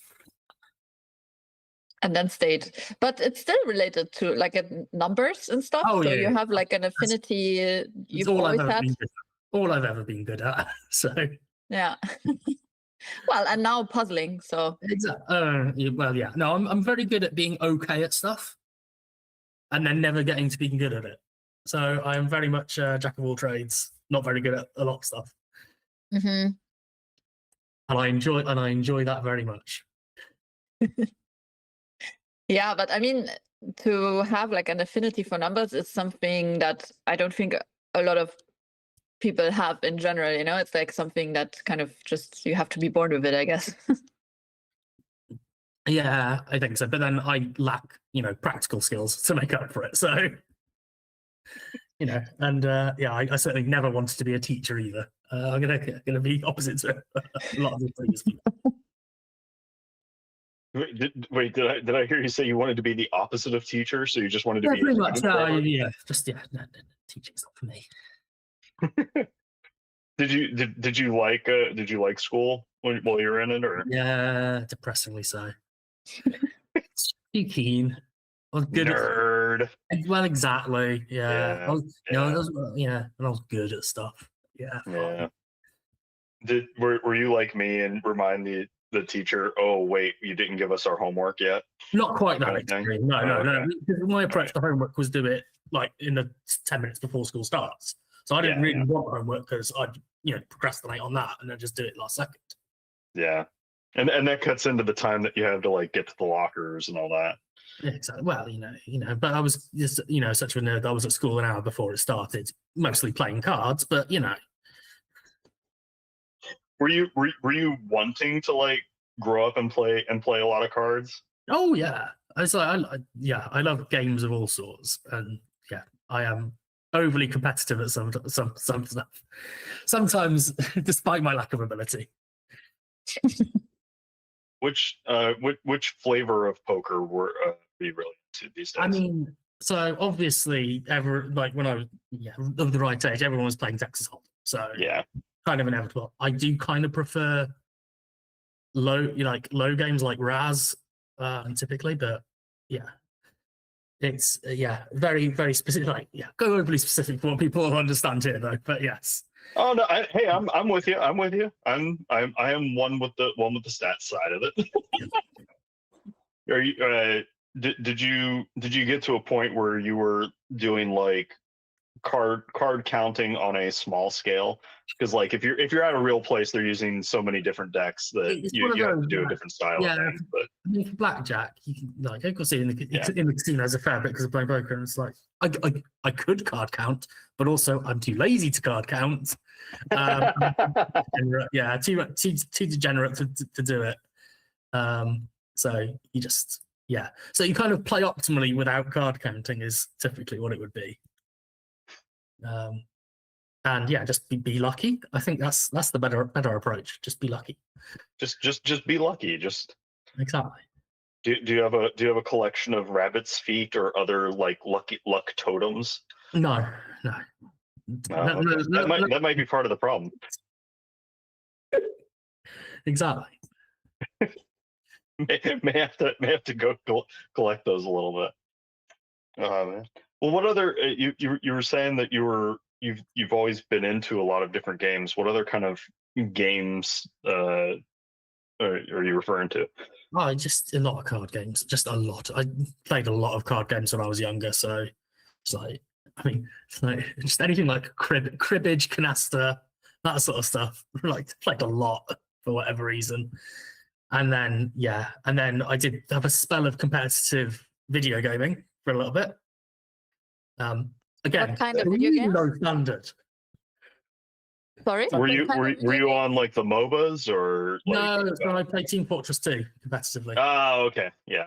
All right, TF2, yeah, that'll do it. Yeah, exactly. So I played that competitively for a few years. For those unfamiliar, could you give a quick description of TF2? I mean, essentially, it's a is it first person shooter? It is a first person shooter, but very cartoony style, very team based. I'm trying to think what games it's like these days because I don't keep up with the games the youth play. The kids. Yeah, the kids. But yeah, with very specific classes that you could play as. Classes. Yeah. And I used to either play engineer or medic. So because I wasn't very good and couldn't aim very well, so I went for the ones where you didn't need to be able to aim. It's hard to find a good support main. Exactly. Now I've always played support for video games. Weirdly, happy being told what to do. I think when it comes to this, which translates to puzzling in teams because I don't, especially in teams, I get told what to do, and sometimes I don't. Sometimes when you feel like it. Yeah, if I don't want to get told off too much at the end. I wasn't sure if this was like a Charizard situation where they could ask you and then you would just decide whether to do it or not. I wish I was allowed. Oh wow. Well, I might have missed it a little bit. Did you what did you want to be whenever you grew up? Yeah, it was like sports statistics is what I wanted to get. Oh, into. sports statistics. Okay, cool. Yeah, and then so because I love watching especially obscure, like more obscure sports, and it's just on like ESPN, the Ocho kind of a stuff. Yeah, that sort of thing. I was like, I had I think for some reason growing up, I could pick up German Eurosport, and I love Eurosport for just watching any old nonsense in the morning in German. And it's just like that's my extent of my German language knowledge is mostly sport driven. Well, I know that on the Puzzle Guzzle, you tend to estimate when you think people will finish. Yeah. Is that derived from your sports statistics background? Yes, I mean sort of, but also just because I think it came originally from we want to give out prizes to not just the fastest people all the time. So how can we make up a way of determining someone typically lower down to give them a chance of winning something? That's what it sort of came up from there, and then I just claim it's a model because it looks more statistics-y. It's funny to call it that. I really just wish it was secretly me just writing down times and making them up each week. I mean, it could be. Exactly. We don't know. It certainly could be. Yeah, I'll keep it very, very secret, the model. Yeah, I think it's slightly less scientific than Jan's one on the Mice Be Puzzling. Oh man, have you thought about doing the big deep dives into all the like puzzle stats? Because I've done like a few rounds of it, and I get information from that, and that's really handy. And then there's more and more people coming out doing more advanced stuff. Yes, but I would, if I ever could be bothered. Yes, it's one of those where I would find it really interesting, but I just would never get around. I'd just procrastinate and never get around to it. Yeah, That's fair. Jacob from the Knights of the Round Table has been putting out some really cool. Exactly, that's really interesting. Yeah, and was it this morning or yesterday when he posted the repeated try? Yeah, and that's matched what we've been noticing for a while, is that usually the second run is somewhere around 10% of a drop off if you do it soon, right? Like that's So it's cool that he did a really big dive on that and got all of the rerun attempts that were put up there, which is really cool. Although I will claim that if I do really badly on a rerun, I don't bother posting my time, so it kind of might skew slightly towards faster than it should do on the data. Yeah. Well, and that's the double-edged sword with self-reporting with self-reporting stuff on MSP, is that there is a number of people that will avoid putting certain times up for various reasons, not even necessarily their worst times, but also their best times. Because they kind of want to keep it under wraps. Exactly. Like, I don't want people to know that I've gotten this good this fast, right? Yeah. I just wanted to mention also that the whole third most eligible bachelor thing has sparked kind of a discussion in the YouTube chat about starting like figuring out who's single and ready to mingle, and having like a little puzzle community exchange on who would be up for the positions. Robert has applied to be the fourth most eligible bachelor, so we can add him to the roster. Oh dear. Yeah. There'll be some good ones. There'll be some excellent choices out there, I'm sure. Definitely. Yeah, I think I put it into the YouTube chat, but that might be the next big dating app, is Find Your Missing Piece, and it's just like Hinge or Tinder or whatever those are, but for puzzling. Yeah, you just need just a speed dating pairs competition. That's what you need. Do it like the pairs relay where you switch every so Yeah, many minutes. it's gotta be something like that. Yeah. Sure. Yeah. Like, oh wow, we got this puzzle together really fast. There must be something that clicks. That's actually not the worst idea. That would be kind of fun. That would be really fun. Yeah. Yeah. Well, Yeah. we'll have to take that to Shark Tank or Dragon's Den or whatever immediately and get that ball rolling. No, I think you can just do it. Anyone who had as a dream to be a matchmaker can just do that, you know. On the side, like organizing singles, puzzle evenings would be fun. That would do it. Well, as a quick update from the field, we are crossing the 3 hour, 5 minute, and 35-second line. And as I'm looking at the tables, we're going to have about 25 minutes remaining. Ozma's doing a great job. Is going to be able to finish this up really, really quickly. Are they going to be able to keep this under 3:10? I think so. Tanita is doing an excellent job. Is just down to that cleanup of the tidbits. Maija has some gaps, but is going to be able to pull it off. And it looks like Dom is doing a really solid job. It looks like he's building the puzzle along the crack of the table there, which can sometimes make things a little bit tricky on the connections at that point, because you can get a little bit of flexing and popping up. Karsten's doing solid job. You can see that he's down to those blues. Been puzzling for 3 hours straight, which is always tough. And Richard James Fletcher in the lower right hand corner has the little teapot, short and stout, ready to make more puzzle dust connections going through here. I really want us to be able to clear the room. Aaron, do you have any words of wisdom for our remaining competitors? Any words of encouragement for them? Not really. Put peace in. Puzzle all go together.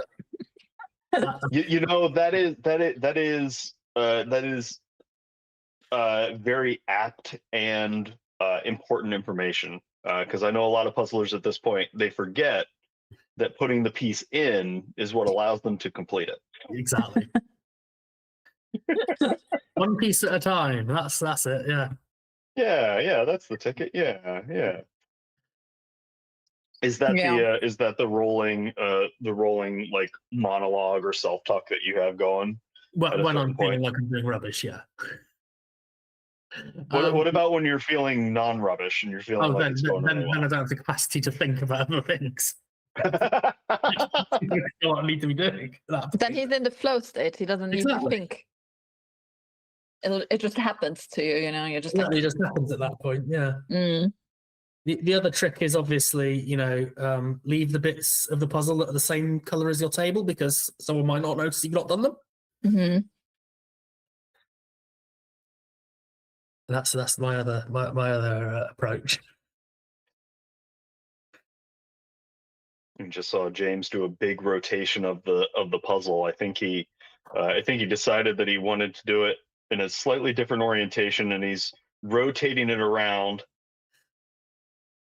little by little, trying to align it in a way that makes sense with the picture that he has. It's a confusing orientation because the teapot's on a tilt, and you want to put the teapot straight. Oh, is it? Yeah. Oh, I guess it is at like this slight little 10-degree angle. Yeah, exactly. Yeah. The purple plate at the bottom, it absolutely is. Yeah, it's a confusing puzzle if you don't have a connection that goes through the image, you know. Like once you have a line that goes from left to right or from top to bottom, then it becomes more clear, like where things go. But if you don't have it, it's kind of confusing because nothing is really aligned with anything. Well, I think Tanita just got that last one in. Congratulations! Woo! Just over the 3 hour and 9 minute mark, under 3:10. Congratulations, Tanita. Aaron, it seems like people want a singles event to happen at Worlds, so maybe you can get on planning. If you didn't have anything to do yet before Worlds, you could set it up. I think it'll be fun. And some people were even saying, like, I'm sad that I'm not single. So No. Not a shame for them. Yeah. Do you have an umbrella or some other sufficiently elongated pole that you can push back all of these suitors that are going to be rushing you at the next big event? Yeah, I've got a popsicle stick. I think that's what we'll call. Or you might need to bring a posse of enforcers in order to make sure that you have adequate space for you to think and be ready to puzzle. Oh man. Yes. All right, Aaron. Lots Cool. of food for thought for you. And thanks so much for joining us and sparking this whole discussion about the bachelors. Oh my God, my voice is gone. Yeah, we'll see you at the next event, and Yes. the latest we'll see you at Worlds. Yeah, of course. And yeah, thanks so much for joining us, and everyone And congrats on some great puzzling. You did the thing. as well. Bye. Bye. See ya. Aaron did a Okey-dokey. fantastic job getting both of those done just over the 2-hour line. That's really impressive. Yeah, so we have 4 of our puzzlers are still busy, and we have just under 20 minutes left in this competition. And our final interviewee for tonight is Elke. Elke, you can unmute yourself if you want. Hello. Hi, nice to see you. Nice to see you too. Nice to meet you. I don't think we've met No, before. I don't think we've met so far. Yes, I'm always glad to meet new puzzlers. How are you doing? How were these puzzles for you today? Oh, exhausting. I've never done 2 500-piece puzzles back to back. I have done 1,000, but not the 2 500 pieces. Mhm. The cherry patty, so the Highland cow was amazing. My partner has been living in Edinburgh for a couple of years, so I've been to Scotland, and that was just so nice. And the Ebu puzzle, I've never before done an Ebu puzzle, Mhm. and it's a busy puzzle, and it was the second one, so feeling a bit exhausted, but yeah, well, it's always great to try a new puzzle brand, right? Yeah, what did you think? What did you think about the Ebu puzzles? Like your first impression? It's very glossy, very shiny. Other than that, yes, they're a bit lighter than Ravensburger pieces, for example, but I didn't really have trouble with them. So I think it's totally decent. Yeah. So maybe, yeah, I don't think I've seen them in stores regularly in Germany or No. in Europe, so it's more difficult to get.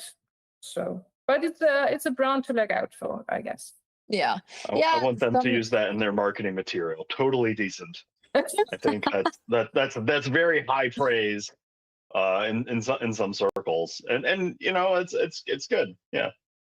Yeah, some special, like there's some that are not like stores that are not puzzle stores have them sometimes. Like I find them sometimes in board game stores because they Okay. will stock like more unusual brands for Europe, and then you can kind of see them. I enjoy all the images always of Ebu. They're always like really fun, really colorful, kind of like out there. You know, I haven't seen a boring Ebu puzzle. What I like less about them is you can't pick up sections of the puzzle really. Like it'll just fall apart when you like try to move it around. Oh yes, that's true. On the other hand, disassembly is very easy. Mm-hmm. So that's I love the pictures of the cherry Pepsi puzzles, but I mean, I was keep spending my time breaking up the puzzle, but you really have to take every single piece out and throw it back into the box. And it's so nice if you, especially if you are doing speed puzzles, you're doing a lot of puzzles and you don't want to sit down and disassemble everything. I mean, Yeah, the e-books, you just lift them up and they like fall apart. Yeah. Just a quick note, there's 15 minutes remaining in the competition. So go, get as many pieces as you can, team. We are rooting for you. Woo.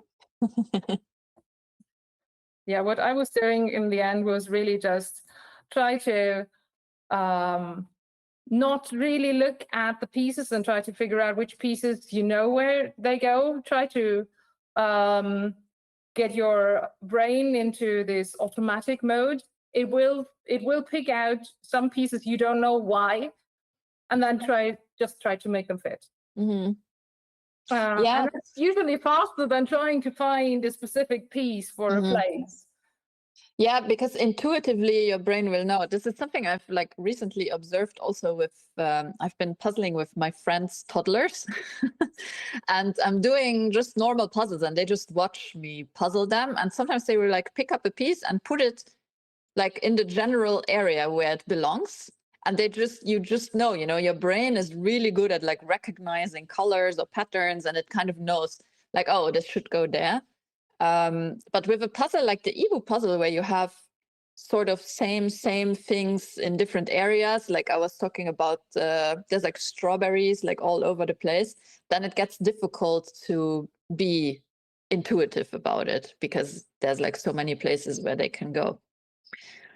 Yes, that's true. But I mean, the strawberries have slightly different colors.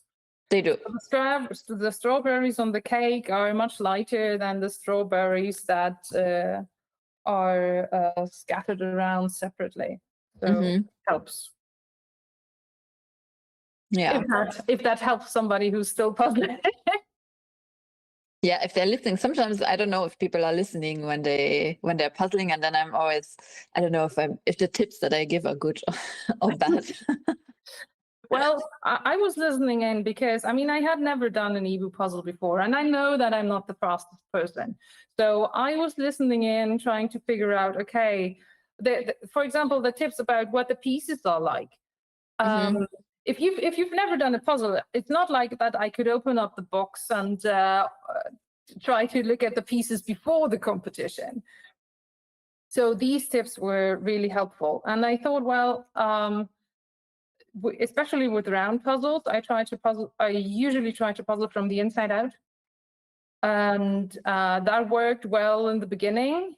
And then I couldn't go further. So when you were commentating on what I was doing, I was actually trying to find the edge pieces that I hadn't sorted out to do the edge later to be able to puzzle from two sides.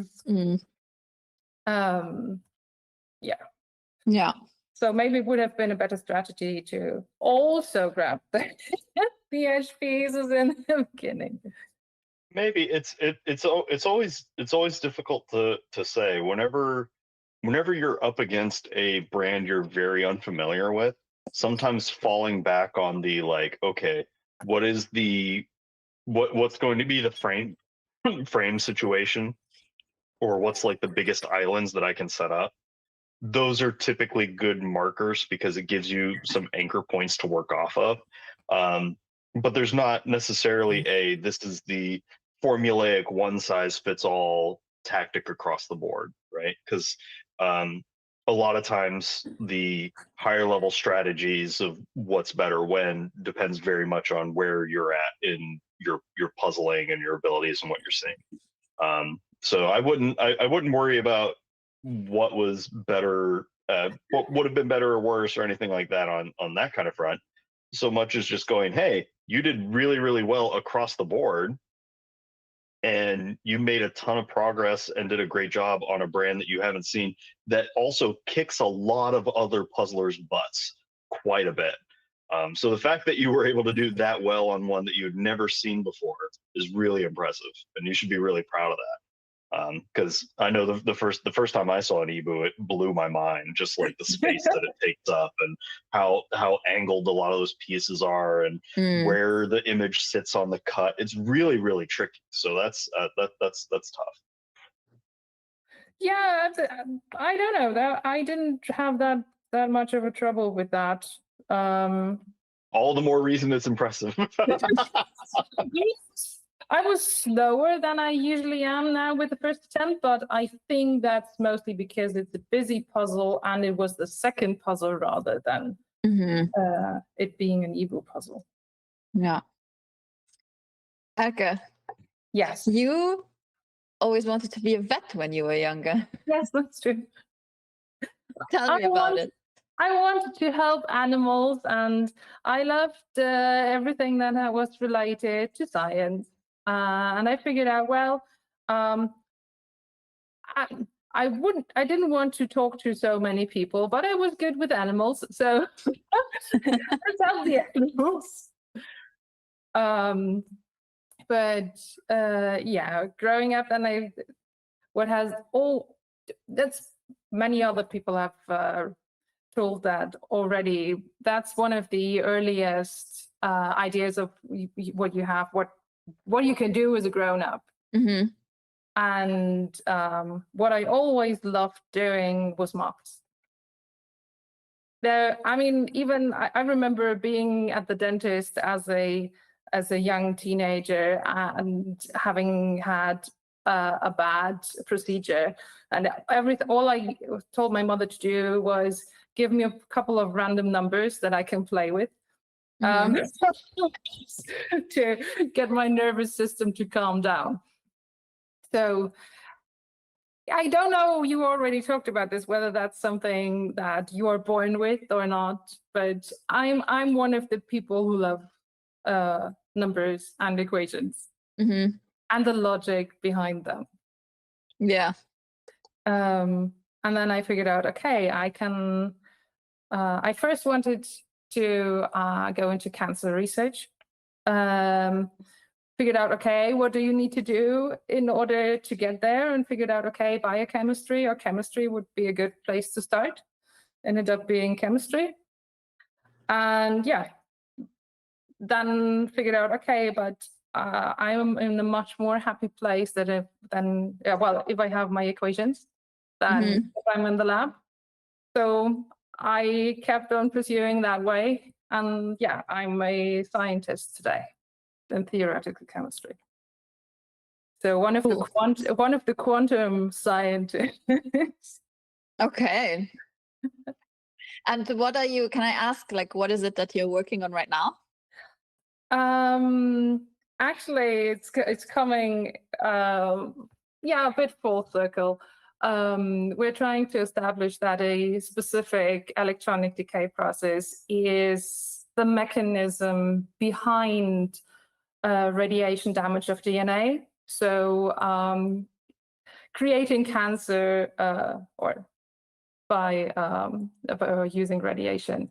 So I mean, obviously what you then do is try to use this in radiation therapy. But I mean, it's really on the fundamental research level, trying to figure out what are the key processes behind them. So as soon as we know that, we will be hopefully able to tackle that. That kind of basic research is so tough to do, and so many people don't understand like how how fundamental it is to making all the other big discoveries happen. So looking at just the electron decay pathways is huge. Like I like that's so cool to be able to apply that to DNA. Are you doing like are you trying to like I have a bunch of like nerd questions. Like, are you doing any sort of like modeling using X-ray crystallography or like energy landscape analysis, that kind of thing? But that can all be a different thing later. Maybe we talk about that when we meet in person at some point. Yeah. Yeah, I was trying to give the easy explanation. Because I mean, as a scientist, you always end up doing multiple different things. So the other question is, okay, How can we measure electronic rearrangements in time? So all this ATO science that is going on, and how do we interpret experiments? Because, I mean, even a well-designed experiments doesn't tell you what is actually going on a microscopic level, and I'm working on that as well. So connecting the two worlds. Yeah. That's so cool. And how much of the way that you think about what you do on the research front do you end up applying to how you puzzle? None. Because, I mean, working with theory, that, I mean, of course, it starts with deriving equations or looking at a problem, but you're also researching into what has already been done. You're doing a lot of programming, you're writing manuscripts and applying for funding and whatnot. And most of the time you're sitting in front of a screen. Yeah. So the reason I restarted puzzling was that I needed something that I would do in the evening that was not related to a screen. And now we're sitting talking. But yeah, but that was the main motivation. And then I had heard from Eirik, who also puzzled today, that there were these speed puzzle competitions, and I said, okay. Before I was usually puzzling 1,000 pieces and more, and then I thought, okay, let's try how fast we can go. And for me, it's mostly about having, it really only is about having fun. So I tried to train a little to be able to finish at least some puzzles at the World Series in Munich. So trying to finish a puzzle in under 75 minutes. But other than that, I mostly use it to get away from the screen. I totally get it.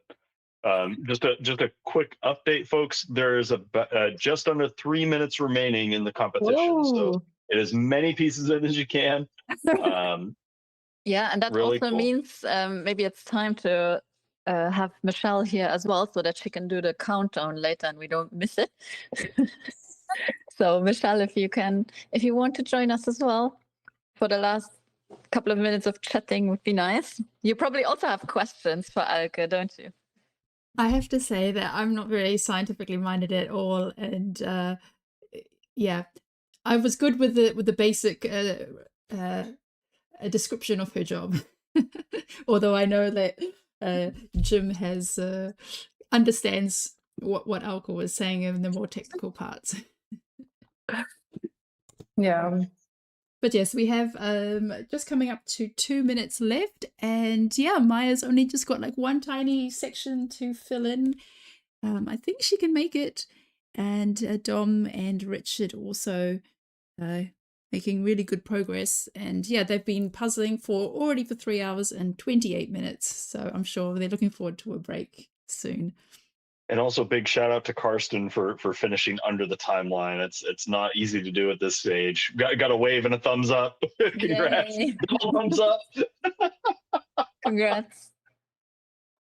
Yeah, I mean, you can really only appreciate how much a toll it takes to puzzle for this long if you've actually done it before. So I would encourage everyone who is finishing this so fast to really just try to puzzle for 3.5 hours straight and then see how you feel. After that, it definitely takes a toll. Yeah, I did a puzzle guzzle where we had 3 times 500 pieces in a row, and it was a struggle. I mean, I had so much energy in the first one. I was like, yeah, this is so great. And then I got on to the second one, and then when I was doing the third one, they made the comment, oh, Michelle was the only one. Oh, Maya has done it. Good job, Maya. Yay! Congratulations! Yay, congrats. Yeah, then they made the comment, oh, Michelle was still standing up. And at that point, I hadn't even considered the fact that I would be, because I was standing at my kitchen bench, that I was actually standing up for so long, whereas everybody else was sitting by that point. And yeah, I mean, and in between the transitions, I was just like throwing the puzzles off the floor, boxes were flying on the floor, bags were being ripped open, and there was like this carnage that was left behind. But yes, that was also, I was puzzling for more than 3 hours. So I can, yeah, as you say, you've got, once you've done it, then you can imagine how, then you know like what the toll it takes on the body and on the concentration. Like after that. Coming up on the last few seconds here. Yeah, Dominic is so close. 3, 2, 1, stop. That was 3.5 hours. Wow. Hey, Wow. congratulations, everyone. everybody. Well done to all our puzzlers. And Time to stretch and roll your shoulders. Yeah. Yeah. And the co-hosts Look at too, something yes. on the other side of the street for a few seconds, right? And congrats, Maya, for sneaking in there in the last minute. So yes, Dom and Richard, you can count up your leftover pieces and add them to the timer app. Oh, Maya is missing one piece. Yeah, there are a few people who have like a piece missing or an extra piece. Please send us all your photos. Best is the email, info@speedpuzzle.eu, and we will try to match them up. If not, we will find another solution. I already saw that someone from Switzerland had a missing piece and someone from the Netherlands had the matching ones. So we're going to, yeah, we have a match. Nice. But what do you usually do about missing pieces? Because I also, or extra pieces, because I had an extra one on the last EJJ. yes, you also need I to send found us. You also need to send us a picture because there are people who have missing pieces, and since we have a large batch of 100 puzzles, well, in that case we had 200 puzzles. It's very likely that the extra piece belongs to somebody else's missing piece. So we try to match up if it's possible, and otherwise then yeah, we have to contact the manufacturer and find out what their policy is. Yeah. Okay. But Good yes, to know. yes, glad to see that Maya found it as well. Okay, so yeah, so Dom was so close, he has to finish it now. Yeah. Go, Dom, Dom, Dom, Dom, Dom, Dom. Sorry, I was just reflexively cheering him on. He's down to the last 1, 2, 3. 1, 2, 3, 4, 5 pieces remaining. Now only down to 4. Is he going to be able to? Oh, does a full flip, a full rotation of the image in order to get those last ones in. A power move from a power puzzler, getting these last couple in just over the deadline. We're super excited for him. Trying to find where those gaps are using both hands. The left hand gets one in, and then the right one gets that last one in. Congratulations, good sir. Yay! Seems like Yes. he's also missing a piece. Oh, is he? Oh, he might need to check the bag. Yeah, it might be those exploding plastic bags. Yeah, Yeah. I think some. I'm fairly certain some of those bags had springs inside of them. Yes. Well, before we close the live stream, I just want to mention we should read out Matthew's answer, since he took the time to write his answer out to the question of the day. When I was a little boy, I wanted to be a chef. When all boys wanted to be firefighters. But as an adult, I barely know how to cook.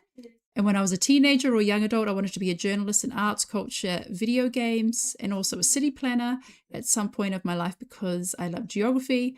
But I ended up being a translator, which I'd never considered before my language studies at university. And I discovered the great art of translation during my studies. It makes sense because translation is writing. I've always loved writing and commenting. That's why I wanted to be a journalist. So a nice curve of how his career developed. Yes, so thanks, Matt, for sneaking that in the last minute. And thank you to everyone who participated and who joined us as a viewer or as an interviewee. Really appreciate it. And now let's get on with the rest of our Sunday. It's been 3.5 hours and everyone deserves a break. Thanks, everyone. Have a good day. Cheers, everybody. Congrats.